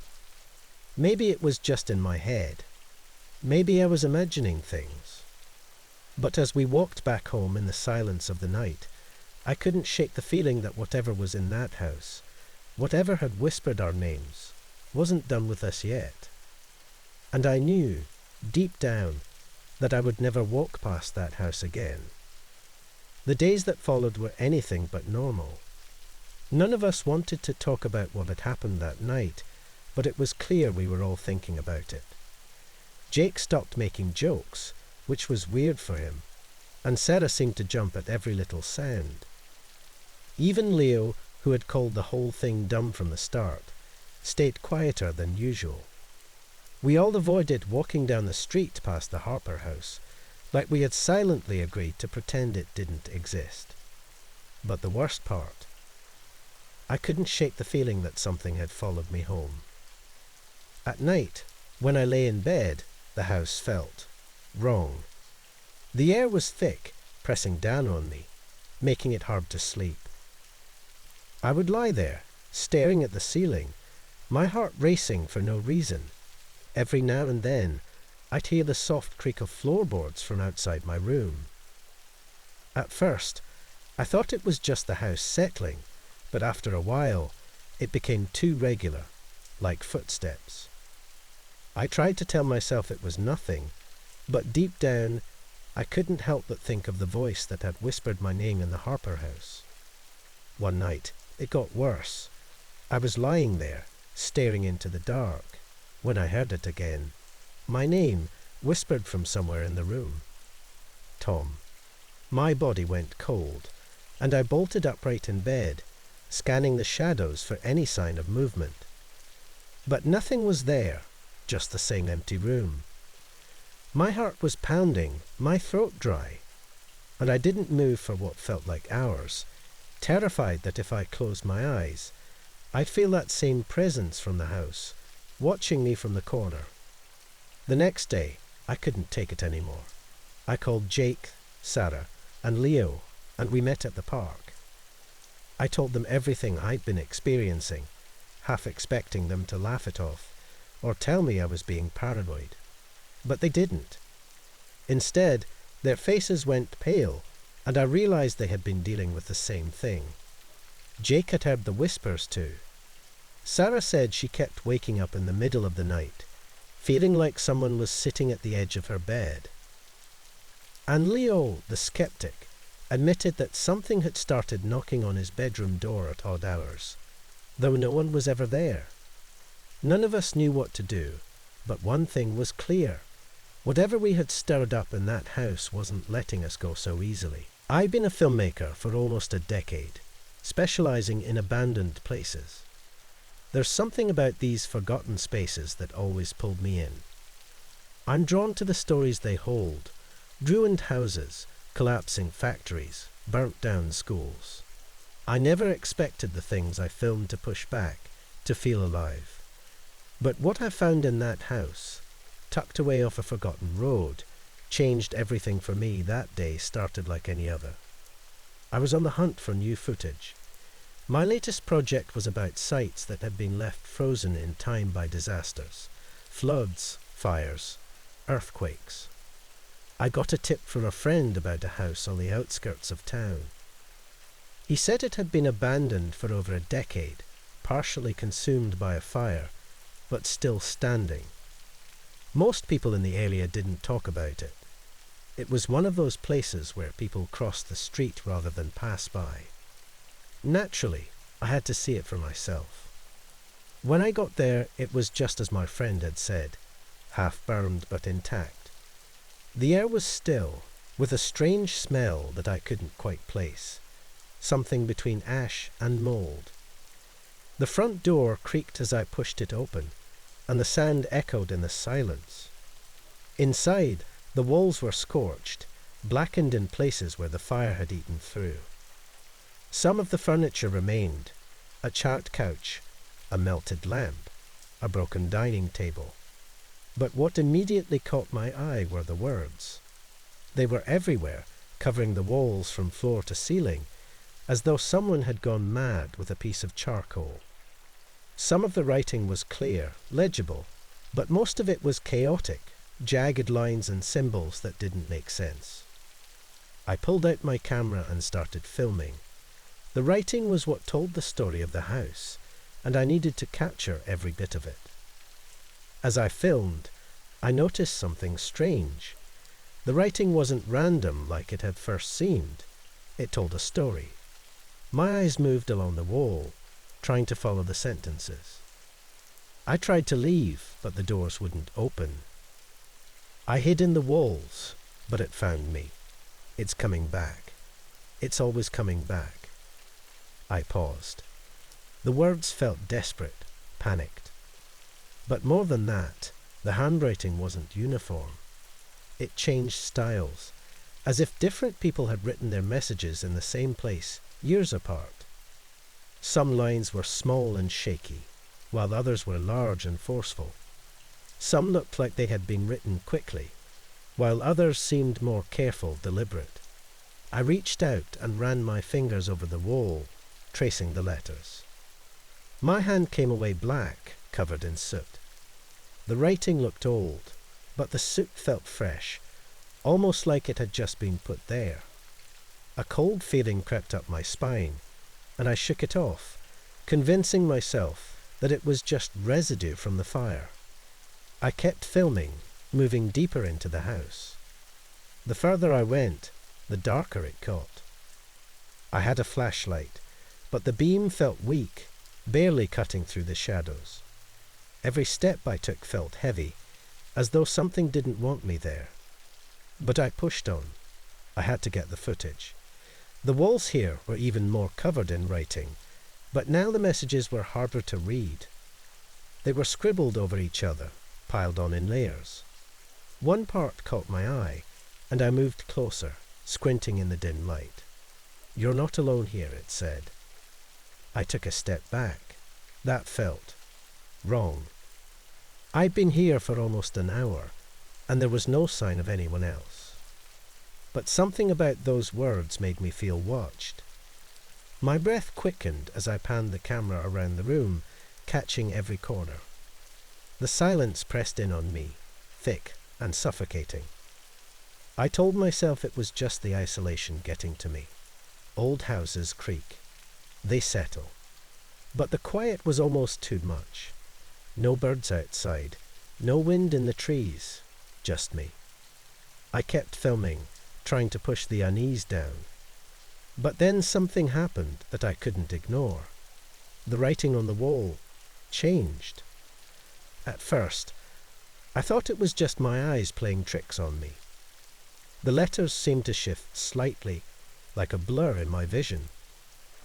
I blinked and rubbed my eyes, but when I looked again, I saw it, clear as day.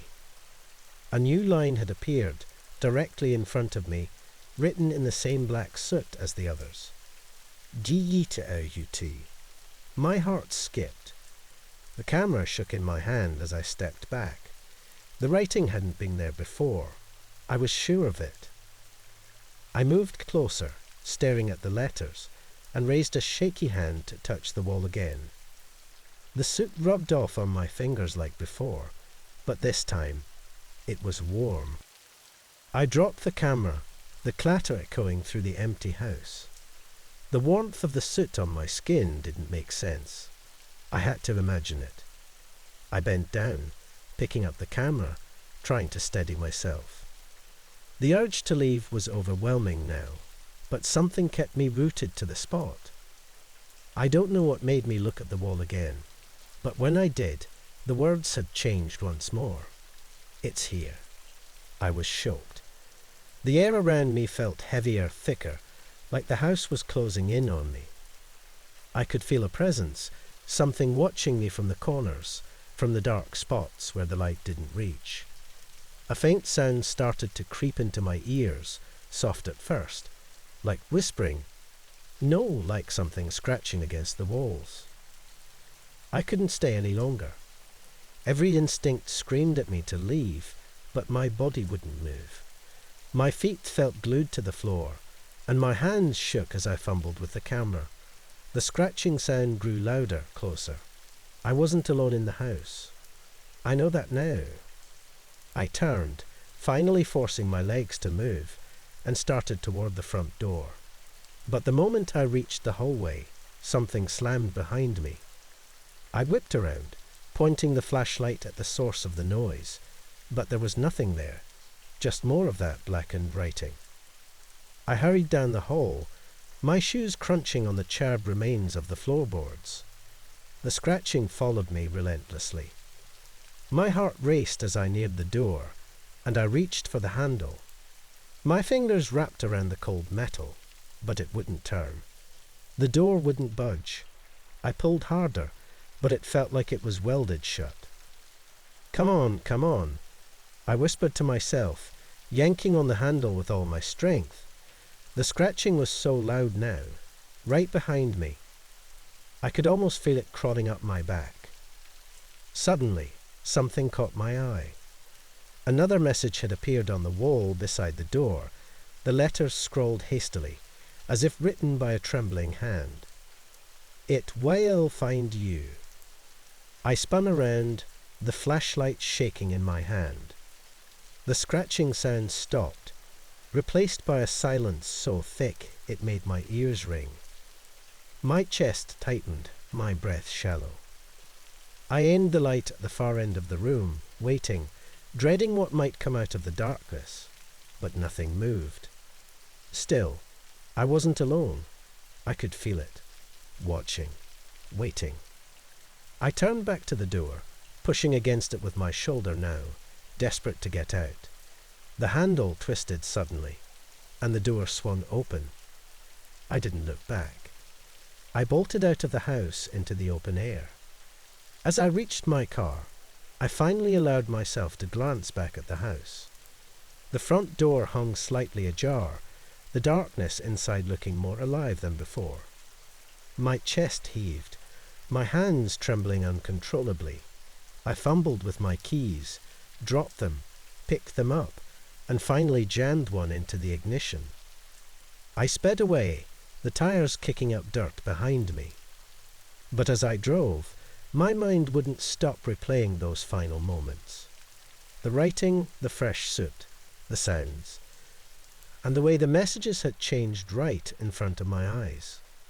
None of it made sense. The whole drive back home, I kept checking the rearview mirror, half expecting to see something following me.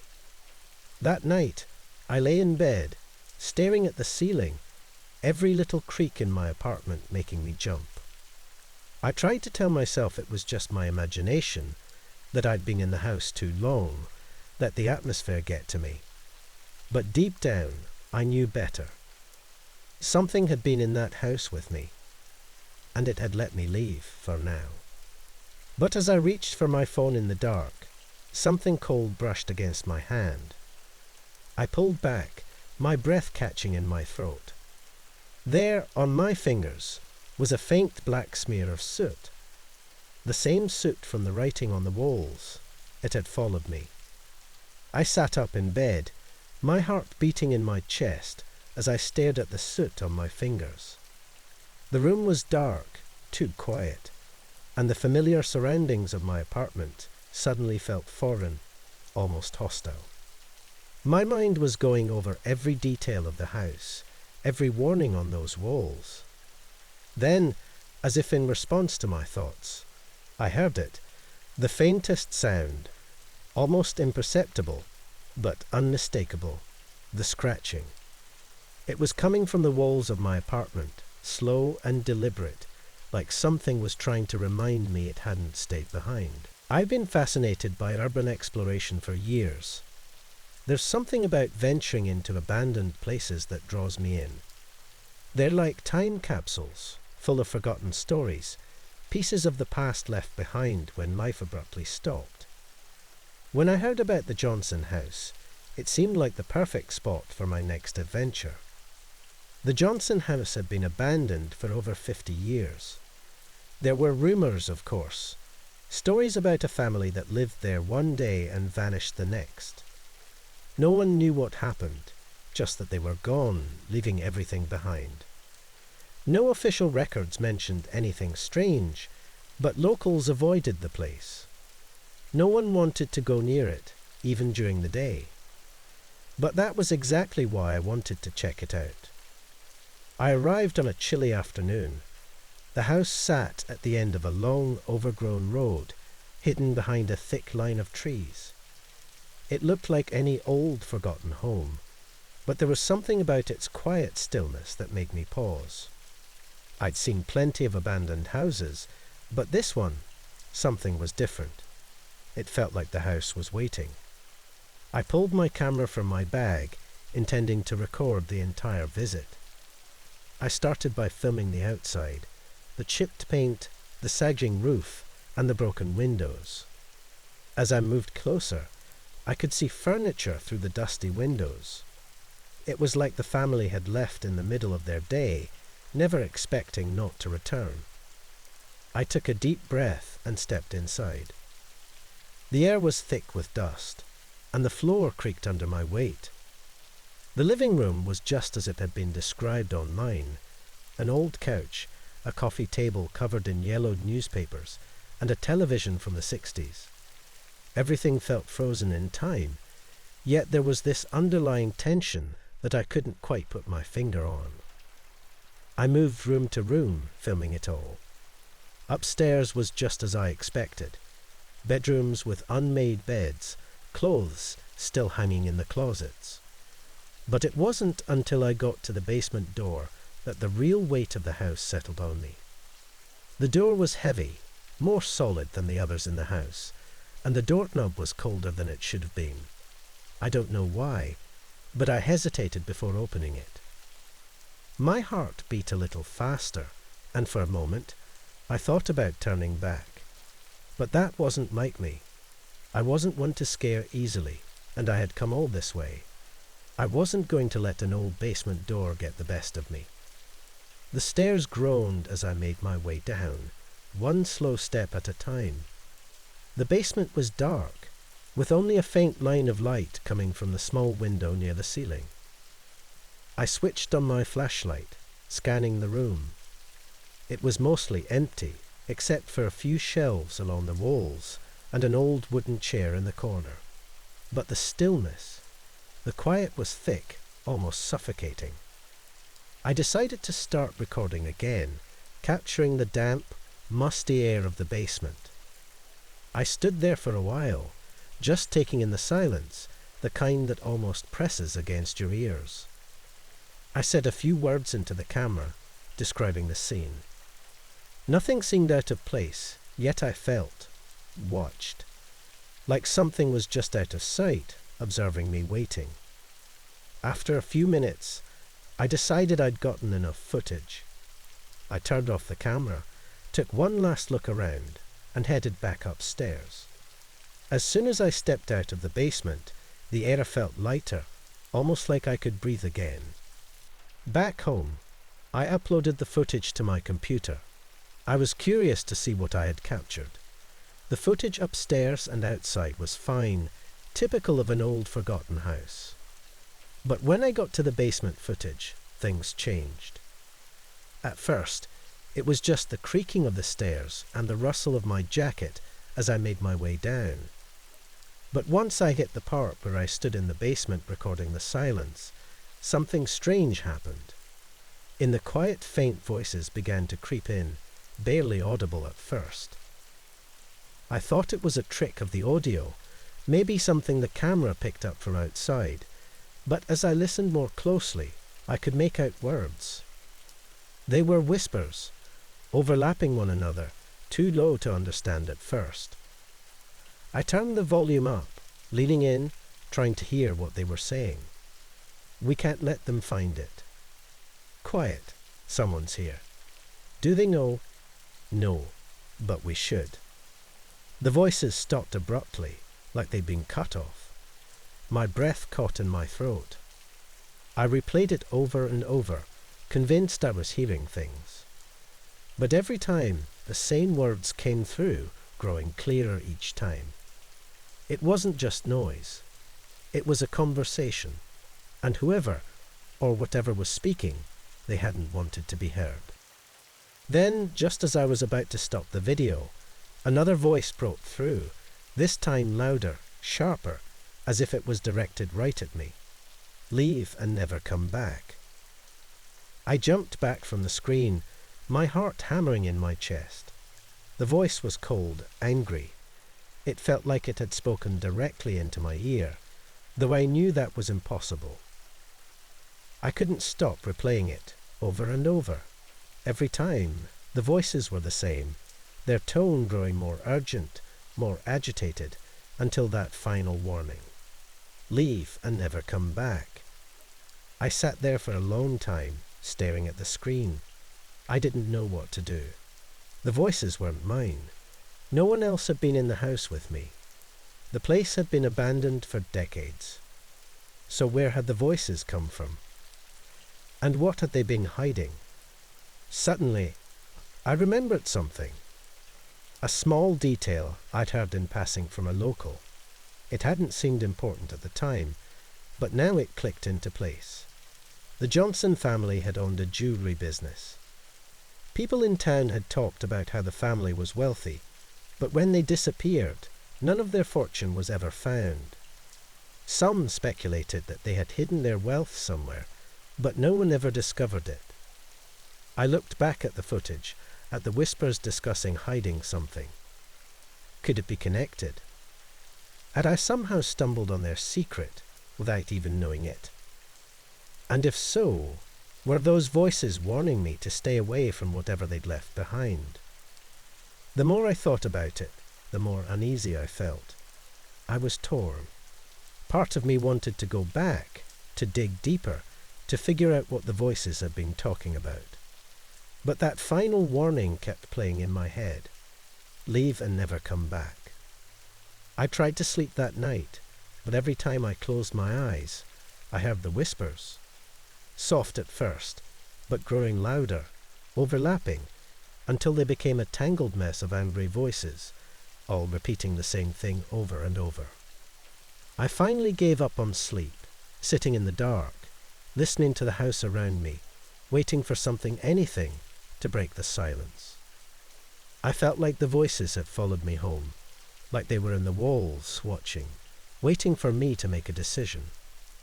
The next day, I tried to distract myself, but the unease wouldn't let go. Every little noise set me on edge, and I couldn't shake the feeling that I was being watched. By nightfall, I couldn't take it anymore. I pulled up the footage again, listening one last time to the whispers, to that final warning. Then I made my decision. I deleted the footage, every file, every photo, every trace of my visit to the Johnson house, gone. It felt like the only way to escape the voices, to shut them out for good. But even now, as I sit here writing this, I can still hear them sometimes. Faint, barely there, like a memory just out of reach. I haven't gone back to the Johnson house. I won't. Whatever was down in that basement, whatever secret the voices were trying to protect, I don't need to know. The warning was clear. Leave and never come back. And that's exactly what I plan to do. Weeks passed, and although I tried to move on, the unease never left. Every now and then, I would catch myself turning up the volume on my TV or tapping the walls, convinced I heard something faint just beneath the noise. It wasn't enough to be loud or clear, but enough to keep me on edge. I started avoiding the quiet, filling every room with sound, music, anything that would drown out the whispers I feared would come back. But sometimes, even in the middle of the night, I would wake up and swear I heard them. Those same hushed voices from the basement, softly arguing, as if they were trying to make a decision about me. I told myself I had done the right thing by deleting the footage, but deep down, I wasn't sure if it was enough. Maybe it wasn't just the recording they had warned me about. Maybe they have followed me home, like an unwanted guest that I had unknowingly invited. A part of me wondered if I was being punished for not listening sooner, for being too curious about something that should have stayed buried. But another part of me, a much smaller voice, wondered if by deleting the evidence, I had triggered something even worse, something I couldn't undo. And now, I would never be free of those whispers, no matter how much distance I put between myself and the Johnson house. It was supposed to be a quiet weekend away. I'd been under a lot of stress, and my friend suggested that I take a break from the city, saying a change of scenery might help clear my mind. That's how I ended up at this old, secluded hotel, a couple of hours away from any major town. I wasn't expecting luxury, just peace.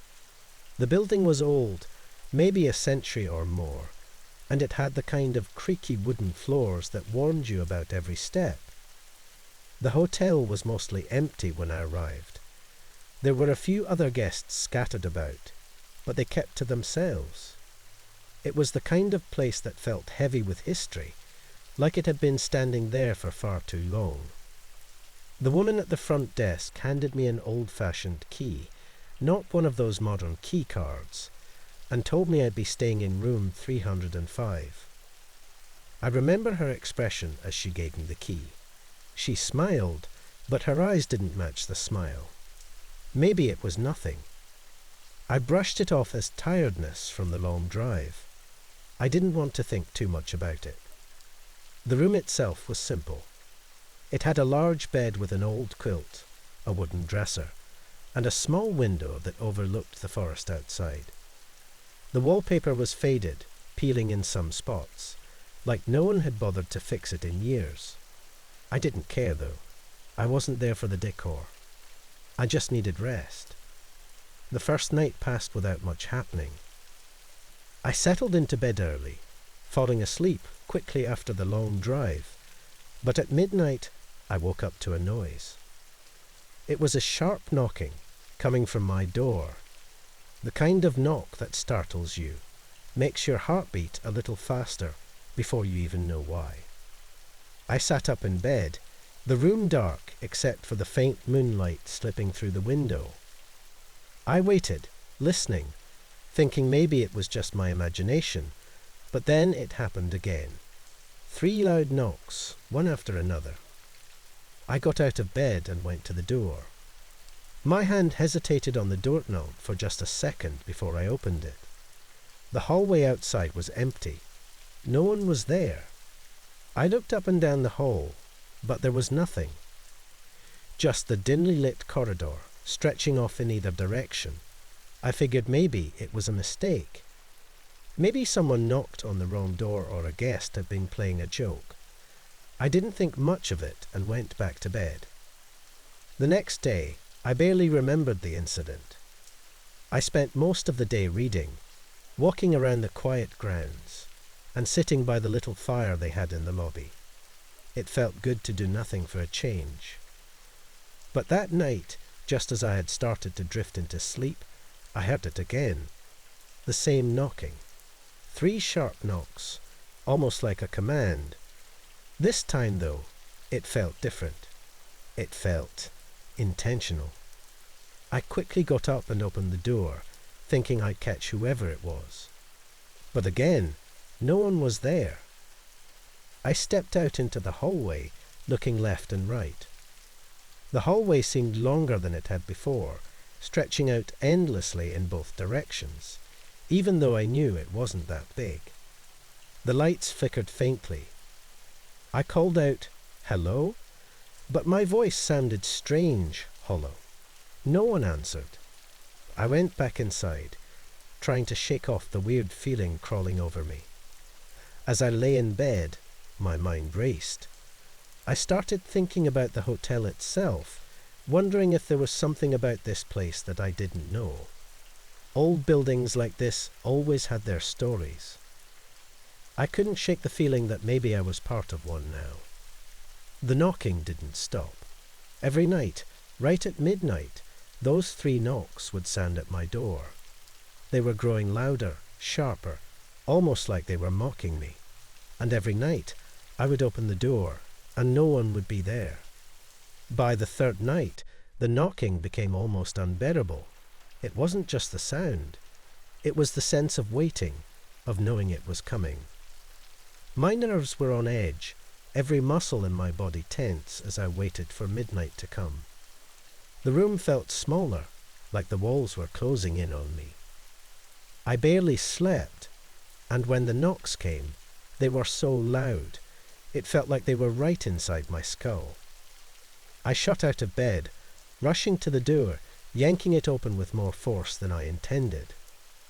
For a split second, I saw something moving, a shadowy figure darting past my door. I caught it just out of the corner of my eye, but when I stepped into the hole, there was nothing. My heart was pounding as I stood there, staring down the empty hallway. And then I noticed something at my feet. It wasn't there before. A small pamphlet, old and yellowed with age, lay on the ground. I picked it up, my hands shaking slightly as I unfolded it. It was about the hotel. More specifically, it was about room 305. I felt my throat tighten as I read the words. According to the pamphlet, something terrible had happened in this very room over 50 years ago. A woman had stayed here, alone, just like me. The pamphlet didn't give many details, just a vague mention of a tragic event. Something about her being found dead in her bed, her face twisted in a look of terror. My stomach turned. I didn't want to believe it, but the longer I stood there, holding the pamphlet, the more the air around me seemed to thicken. The knocking, the shadow, the feeling of being watched, it all made sense now. This room, something was wrong with this room. Something terrible had happened here, and now I was stuck in the middle of it. I didn't sleep at all that night. I couldn't. Every noise, every creak of the floor, sent me into a panic. My mind kept going back to that woman. What had happened to her? Had she heard the knocking too? Had she seen the shadow? And what if it wasn't done? The final night, I made a decision. I wasn't going to wait for the knocking to come to me. I was going to be ready for it. I sat up in bed, fully dressed, my eyes fixed on the door, waiting for midnight to come. The minutes ticked by slowly, each one stretching longer than the last. And then, right on time, the knocking came. 3 loud, sharp knocks. They rattled the door, shaking it in its frame. My heart was pounding so hard, I could feel it in my throat. But I didn't hesitate this time. I jumped up and yanked the door open. For a moment, I saw it again, a shadow, darker than the hallway itself, moving quickly past my door. It wasn't human. It couldn't be. But before I could react, it was gone. And there, at my feet, was another pamphlet. I picked it up with trembling hands. This one had more details. It described how the woman had complained about hearing knocks on her door every night. How she'd had seen something, a shadow, just like I had, and how, on her last night, she had tried to confront it. They found her the next morning, her body cold, her eyes wide open in terror. I dropped the pamphlet, my hands shaking uncontrollably. I wanted to leave, but something held me there, like the room itself wouldn't let me go. I could feel it now, the weight of the room, the history of it pressing down on me. The air felt thick, almost choking. I didn't know what to do.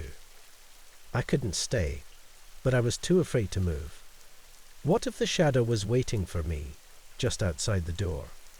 What if it was in the room with me now, watching, waiting for me to make a mistake? The knocking didn't stop after that night. Even when I left the hotel the next morning, driving away as fast as I couldn't shake the feeling that something was following me. Every night, no matter where I am, I hear it. The knocking. 3 sharp knocks. Always at midnight. I've tried everything. Moving, staying with friends, even spending nights in my car. But it doesn't matter. The knocking always finds me. I don't know what it wants or why it chose me, but I can feel it getting closer. Every night, the knocks grow louder, more insistent. And I know deep down that one night, when I open the door, there won't be an empty hallway anymore. There'll be something waiting for me.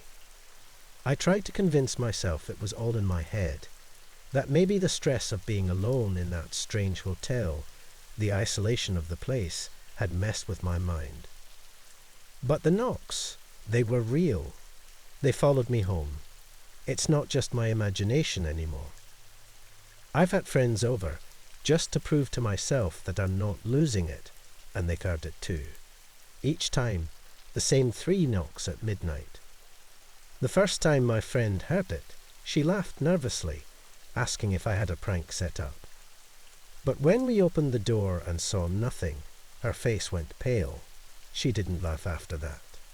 I stopped opening the door now. It feels like a line I don't want to cross. But it's weighing me down. The knocks come every night without fail, and I can't sleep anymore. Every time midnight approaches, I feel a cold sweat cover my skin.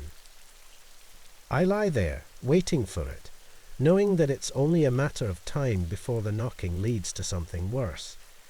Because I know it's not just knocking anymore. Whatever is on the other side of that door, it's waiting, biding its time. And one day, I'm scared it won't be waiting outside the door. It'll be inside. It was supposed to be a simple business trip, just another night in a hotel. I'd stayed in dozens before. The routine was always the same. Check in, unpack, watch TV, and try to sleep before the next day's meetings. But something felt different the moment I arrived at this one. I don't know if it was the dim lighting in the lobby, or the way the clerk barely looked at me as he handed me the room key, but there was something off about the place. I'd booked the room online, nothing fancy, just a one-night stay in a small town between cities. It was late when I arrived, around 10 p.m. The drive had been long, and I was exhausted. I couldn't wait to get to my room, take a shower, and fall into bed. The elevator took longer than expected to come down to the lobby. When the doors finally opened, I noticed it smelled faintly of mildew.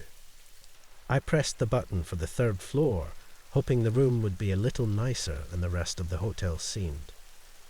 The doors groaned shut, and the ride-up felt slow, almost like the elevator wasn't sure if it wanted to reach my floor. I reached my room number 312. The hallway was quiet, too quiet. There was no hum of TVs or distant sounds of people talking, just silence. When I opened the door, the room was basic, but it looked clean enough. I threw my bag on the bed, plugged in my phone, and took a quick shower. The water pressure was weak, and the temperature kept fluctuating, but I didn't care. I just wanted to sleep. By the time I got out, it was close to 11 p.m. I was toweling off when I heard a knock at the door. It startled me because I wasn't expecting anyone. I debated whether to ignore it, but the knock came again, louder this time. "Room service," a voice called out from the hallway. I hadn't ordered room service. In fact, I didn't even know if this small hotel offered it. I wrapped the towel around my waist and opened the door just a crack.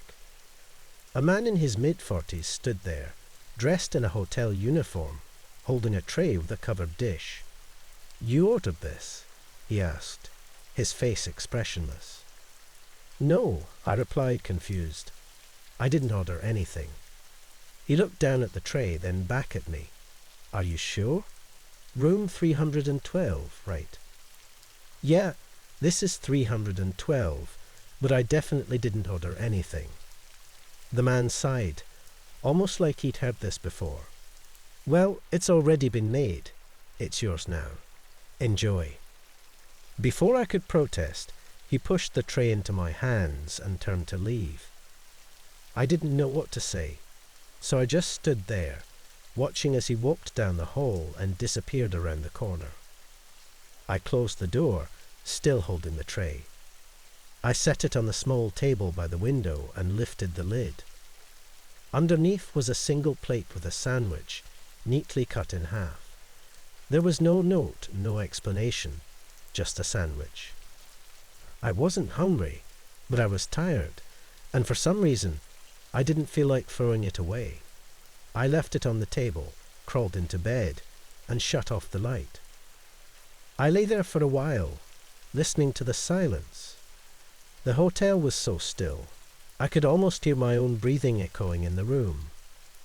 I checked my phone, no new messages.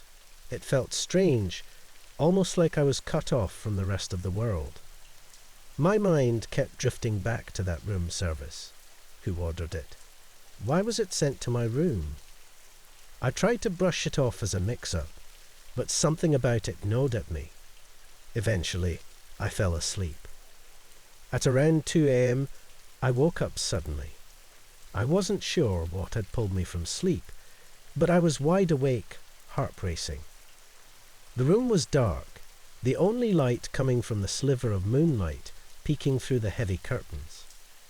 I reached for my phone to check the time, but as I did, I heard something strange. A soft scraping sound, like something being dragged across the carpet. I froze, listening intently. The sound was faint but unmistakable, coming from the far side of the room. My eyes scanned the darkness, trying to see through the shadows. I could barely make out the shape of the table where the tray still sat. And then I saw it. The tray was moving. Slowly, it inched toward the edge of the table, scraping along the surface. My mouth went dry. I sat up, staring in disbelief as the tray slid further, completely on its own. Just as it reached the edge, it stopped. The sandwich remained untouched, but the tray had moved at least a foot from where I'd left it. I didn't want to believe what I'd just seen. I rubbed my eyes, hoping I was still dreaming, but when I looked again, the tray was still out of place. My mind raced. trying to make sense of it. Maybe I'd knocked the table in my sleep.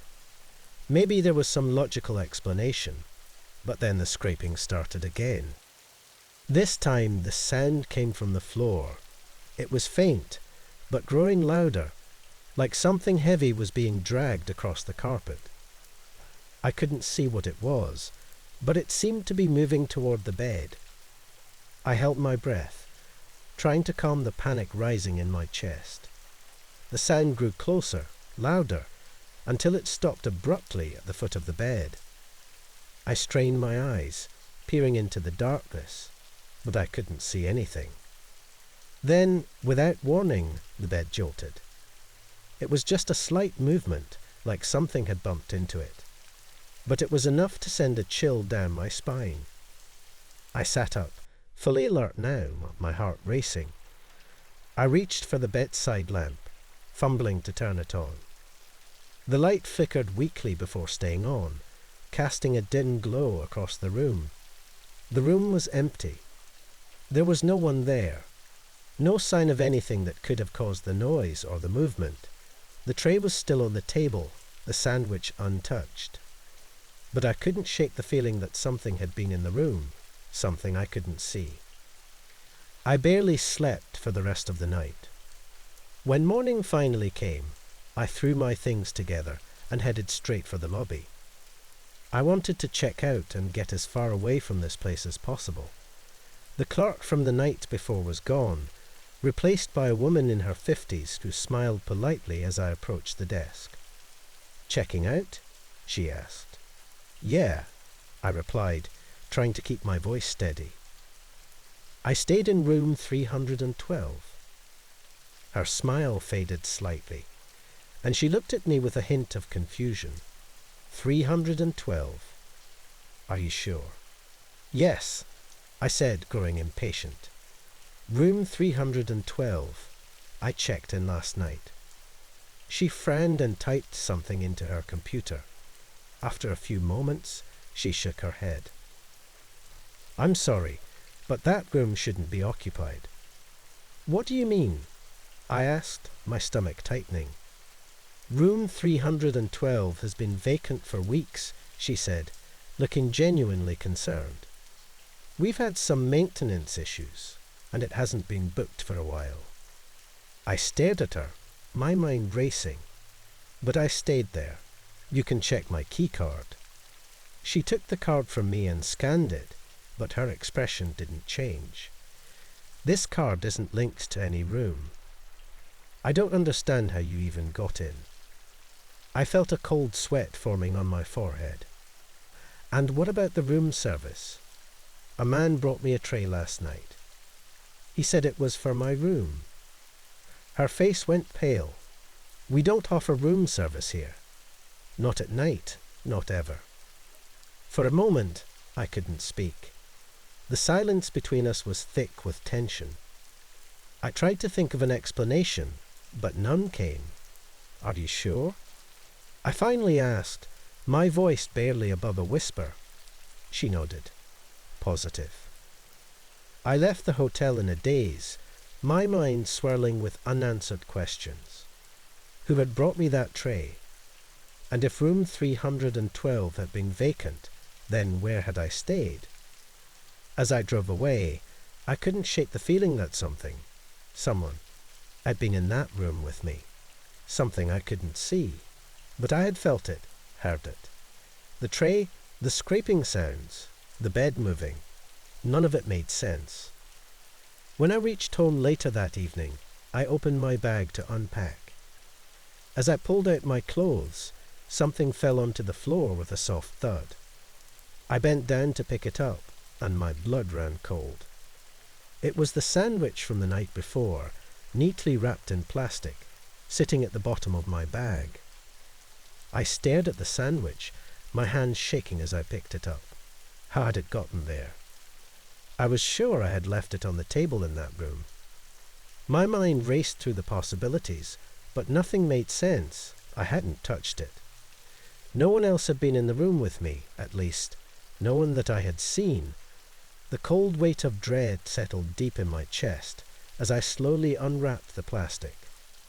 The sandwich looked fresh, as if it had just been made, but the smell, something sour, rotting, hit me the moment I lifted the wrapper. I recoiled, dropping it onto the floor. A flood of nausea washed over me. The thought that something beyond my understanding had followed me, had left this in my bag, made my skin crawl. I stood there, staring at the sandwich on the floor, unable to move. My breath quickened, the walls of my room closing in on me. I could still hear the faint scraping in my head, the slow, deliberate sound from the hotel room. I backed away, heart pounding, and bolted for the door, leaving the sandwich where it fell. It didn't matter how far I drove, how many miles I put between myself and that hotel. Something had followed me home, and I wasn't sure I could ever escape it. I had been on the road for days, working my way through meetings and long drives, staying in hotels that all started to blur together. Each one had the same feel.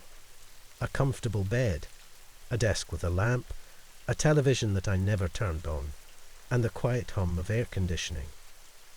They all had the same basic layout, and most of the time, I didn't even bother unpacking. I would just toss my suitcase on the luggage rack, pull out my essentials, and head straight to bed. That night was no different. I checked in late, just after 10 p.m., exhausted from the drive. The hotel was a little out of the way, but I liked that. Fewer people, less noise. The lobby was empty, and the man at the front desk handed me my keycard with a tired smile. The room was on the second floor, nothing special, just a standard room. But it had a large bed, and that was all I cared about. After I showered and changed into my sleep clothes, I grabbed the "Do Not Disturb" sign from the desk and hung it on the outside of the door. I didn't want to be bothered in the morning. I was hoping to sleep in for once and enjoy the quiet before getting back on the road. I locked the door, checked it twice out of habit, and fell into bed. Sleep came easily. The room was perfectly silent, the kind of silence that almost felt too heavy at times, but it was better than the alternative, thin walls and noisy neighbours. Here it was just me and my thoughts, and soon not even those as I drifted off. The next morning, I woke up feeling strangely alert, almost too aware of my surroundings. I turned over and stared at the window, noticing the light creeping in through the curtains. I must have slept longer than I thought. A quick glance at my phone told me it was 9:30 am, not bad. It wasn't until I sat up in bed that I realized something was off. The first thing I noticed was the door. The "Do Not Disturb" sign was gone. At first, I thought maybe it had fallen off. I got out of bed and checked the floor around the door, but it wasn't there. I opened the door just a crack, enough to peek into the hallway, and saw that it wasn't hanging on the outside either. The hallway was quiet, empty, just as it had been when I'd arrived the night before. Maybe housekeeping had come by early and removed it, but that didn't make sense. They usually don't touch the sign unless I've checked out, or it's well past noon. I closed the door and locked it again, feeling a strange unease settle in. I tried to shake it off. I probably just forgot to put it up in the first place, I told myself, though deep down I knew that wasn't true. I went into the bathroom to wash my face, and when I reached for the hand towel, I noticed something else. The towel was damp, as if someone had used it. But I hadn't touched it since the night before. I froze, staring at it for a moment before grabbing a new one from the stack. Maybe I had used it and just didn't remember. I was tired after all. But the more I thought about it, the less sense it made. I went back to the main room and scanned my belongings. My suitcase was still where I'd left it, clothes piled neatly on top. Everything looked normal at first glance, but as I moved closer, I noticed small changes. My phone charger wasn't plugged in where I had left it. The notebook I always kept on the desk was open, a pen lying across the page, even though I hadn't touched it since I checked in. I hadn't even written anything in it, but now there was a single word scrawled on the page: hello. A chill ran down my spine. I stared at the word, trying to make sense of it. Had I written that in my sleep? No, I wasn't the kind of person to sleepwalk, let alone write things down without remembering.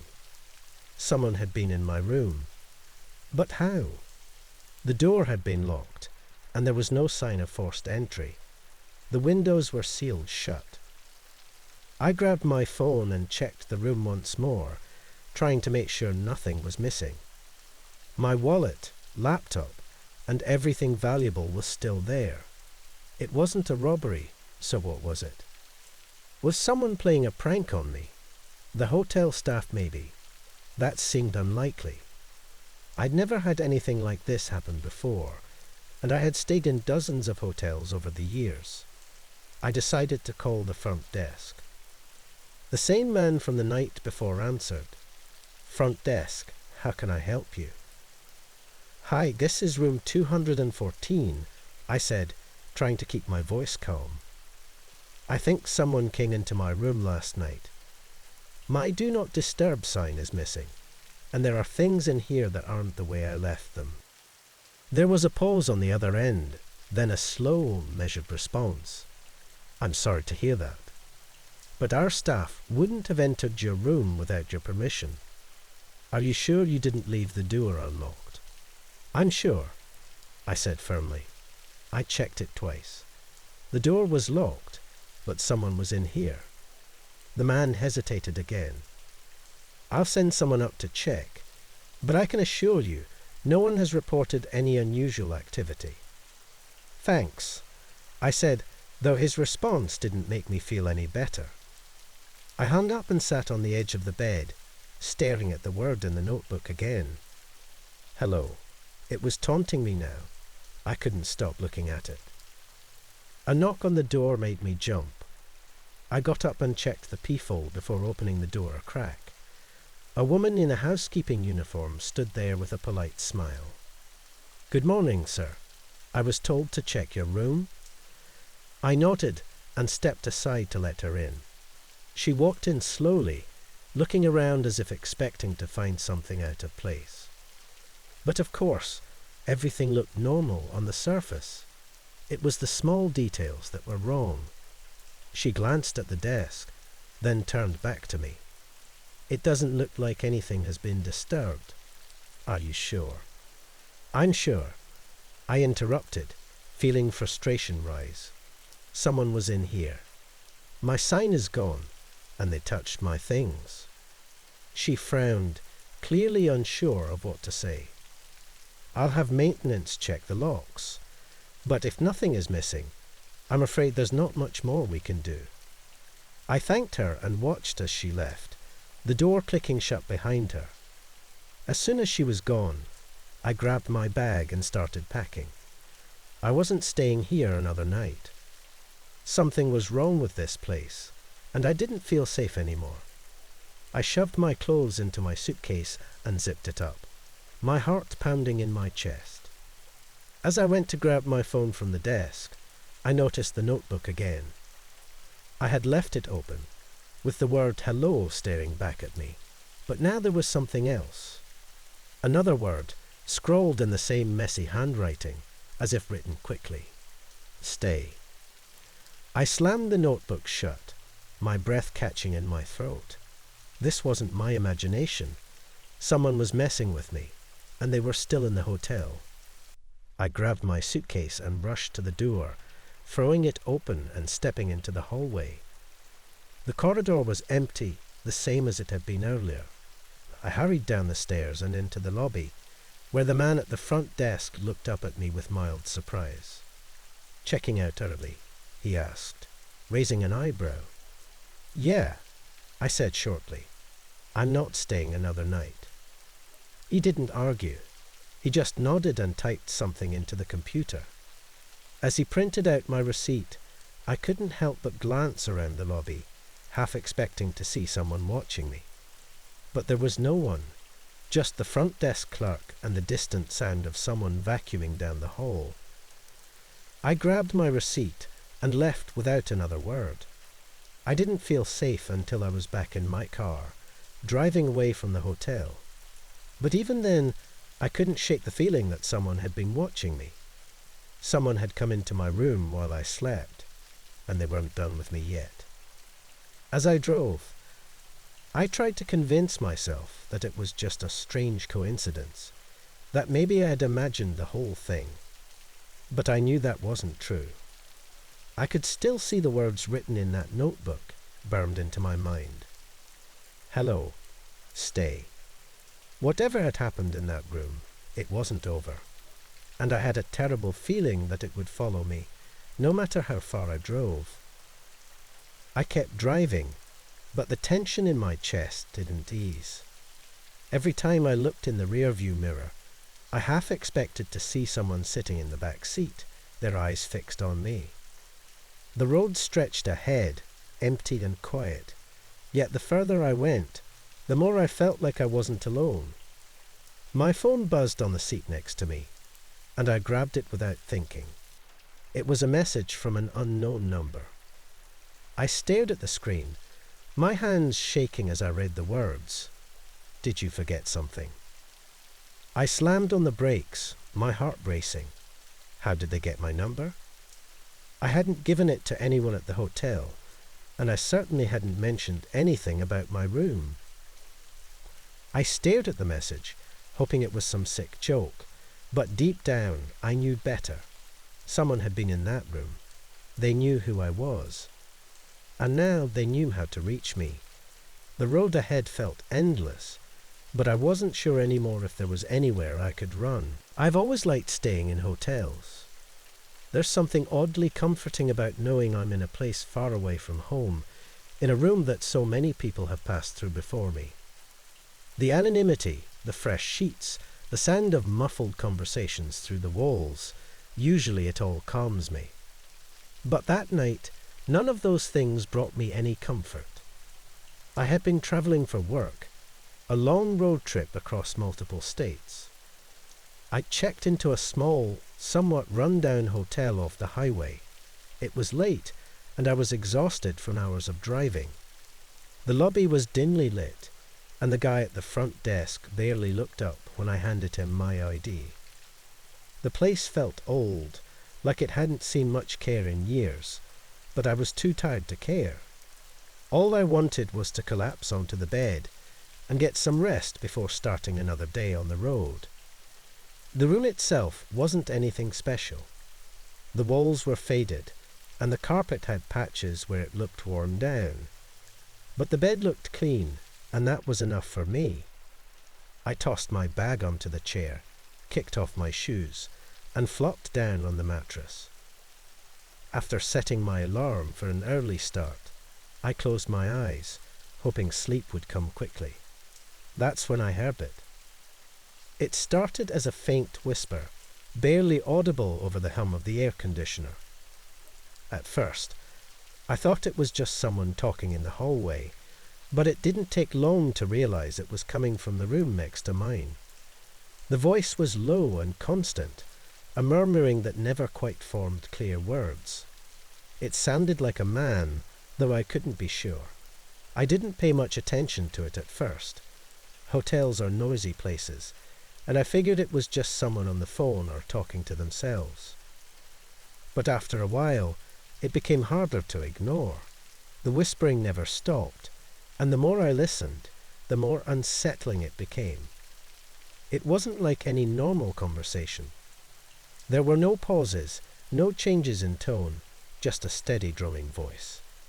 It wasn't even loud, but something about it felt wrong. I sat up in bed, staring at the wall that separated my room from the one next door. My skin prickled with a weird sensation, like I wasn't alone even though I couldn't see anyone. I tried to shake it off, telling myself I was just overthinking it. Long trips mess with your mind, right? Maybe I was just overly tired. hearing things that weren't there. But the whispering continued. I walked over to the wall, pressing my ear against it, trying to catch what the voice was saying. It was still too muffled to make out any actual words, but the sound felt too close, like the person was standing right up against the wall on the other side. I pulled back, uneasy. I tried to ignore it, but the strange feeling stuck with me. Deciding I needed a distraction, I turned on the TV and cranked the volume higher than usual, hoping it would drown out the noise. After flipping through a few channels, I settled on some mindless late-night show and crawled back into bed. For a while, it worked. The whispering was still there, but the TV helped me push it to the back of my mind. I was just starting to relax when something else caught my attention. A shadow moved under the door connecting my room to the one next to it. The door was locked, of course, but the strip of light at the bottom of it gave me a clear view of the shadow's movement. Someone was pacing back and forth just on the other side. I felt my stomach tighten, an uneasy note forming. The pacing wasn't fast. It was slow, deliberate, like whoever it was had nowhere else to be. At that point, I couldn't just ignore it anymore. My tiredness was gone, replaced by an uneasy feeling I couldn't shake. I tried to convince myself that it was nothing, just someone staying in the room next door. Maybe they had a habit of talking to themselves. Maybe they were restless, who knows? But there was one problem. When I checked in, the guy at the front desk had told me I was the only guest on this floor. I hadn't thought much of it at the time. It was late, and the hotel didn't seem all that busy. But now the idea that someone was in the room next to mine sent a chill down my spine. I stared at the shadow moving under the door, my mind racing. The whispering had stopped, but the pacing continued. My thoughts spiraled. Who could it be? A squatter? A break-in? But why would anyone just pace like that? Suddenly, the shadow stopped. It was right there, just inches from the door, and I held my breath, waiting. A few seconds passed. Then a soft knock echoed through my room, not from the front door, but from the door that connected my room to the next. I froze, every muscle in my body tense. The knock came again, just a single tap, like someone testing if I was awake. I stood there, staring at the door, my heart racing in my chest. Whoever was on the other side, they weren't supposed to be there. I could feel it in my gut. Without thinking, I grabbed the phone and dialed the front desk. "Hello," I whispered, trying to keep my voice steady.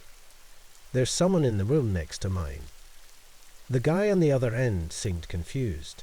"That can't be right," he said. "There's no one in that room. It's been empty for months." I felt a cold shiver run down my spine. "But I can hear them. They're knocking on the door. There's someone in there." There was a pause on the other end of the line, and when the front desk clerk spoke again, his voice was lower, more serious. "That room's been locked since an incident a few months ago. No one's supposed to be in there. Stay where you are. I'll come up." He hung up, leaving me alone in the silence. I backed away from the connecting door, keeping my eyes on the thin line of light under it. The shadow was gone now, but the feeling of being watched hadn't left me. I waited, barely breathing, for what felt like an eternity. Finally, I heard footsteps in the hallway, and the clerk knocked on my door. I rushed to open it, and he stepped in, his face pale and serious. "I'm telling you," I said, "someone was in there." He nodded slowly, like he wasn't surprised.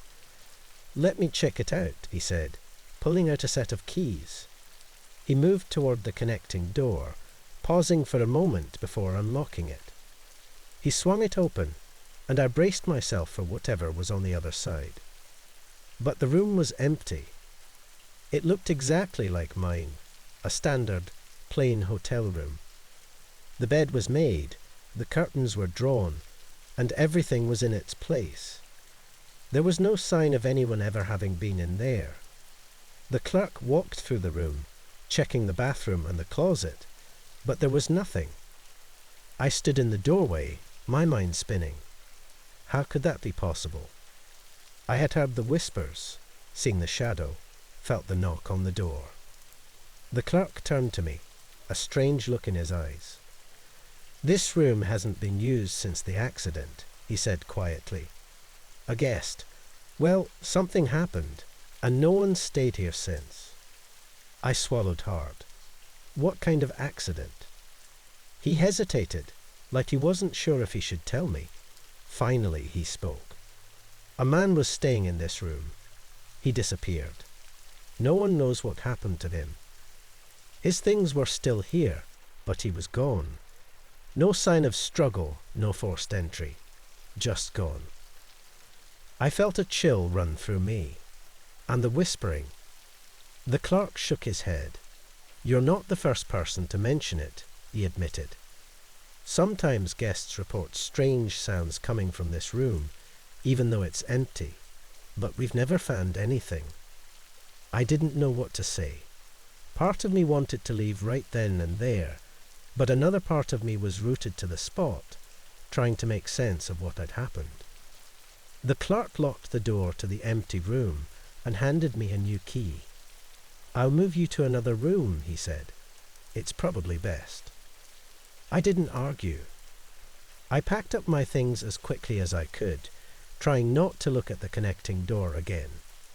The feeling of being watched still clung to me, making my skin crawl. As I followed the clerk down the hallway to my new room, I couldn't shake the feeling that something was still in that room, something watching from the shadows, waiting for the next guest to check in. That night, even in the new room, sleep didn't come easily. Every time I closed my eyes, I saw the shadow under the door, heard the faint whispering, and felt that strange presence, like someone was just out of sight. I checked out early the next morning, eager to leave the hotel behind. But even as I drove away, I couldn't stop thinking about that room, the whispers, and the man who had disappeared. And I wondered how many other travellers had heard the same whispers before disappearing into the night. As I drove down the empty highway, the hotel shrinking in my rear-view mirror, a thought crept into my mind that I couldn't shake. What if the man who had disappeared wasn't the first? What if he wasn't the last? I looked at the passenger seat where my phone sat, screen dark and silent.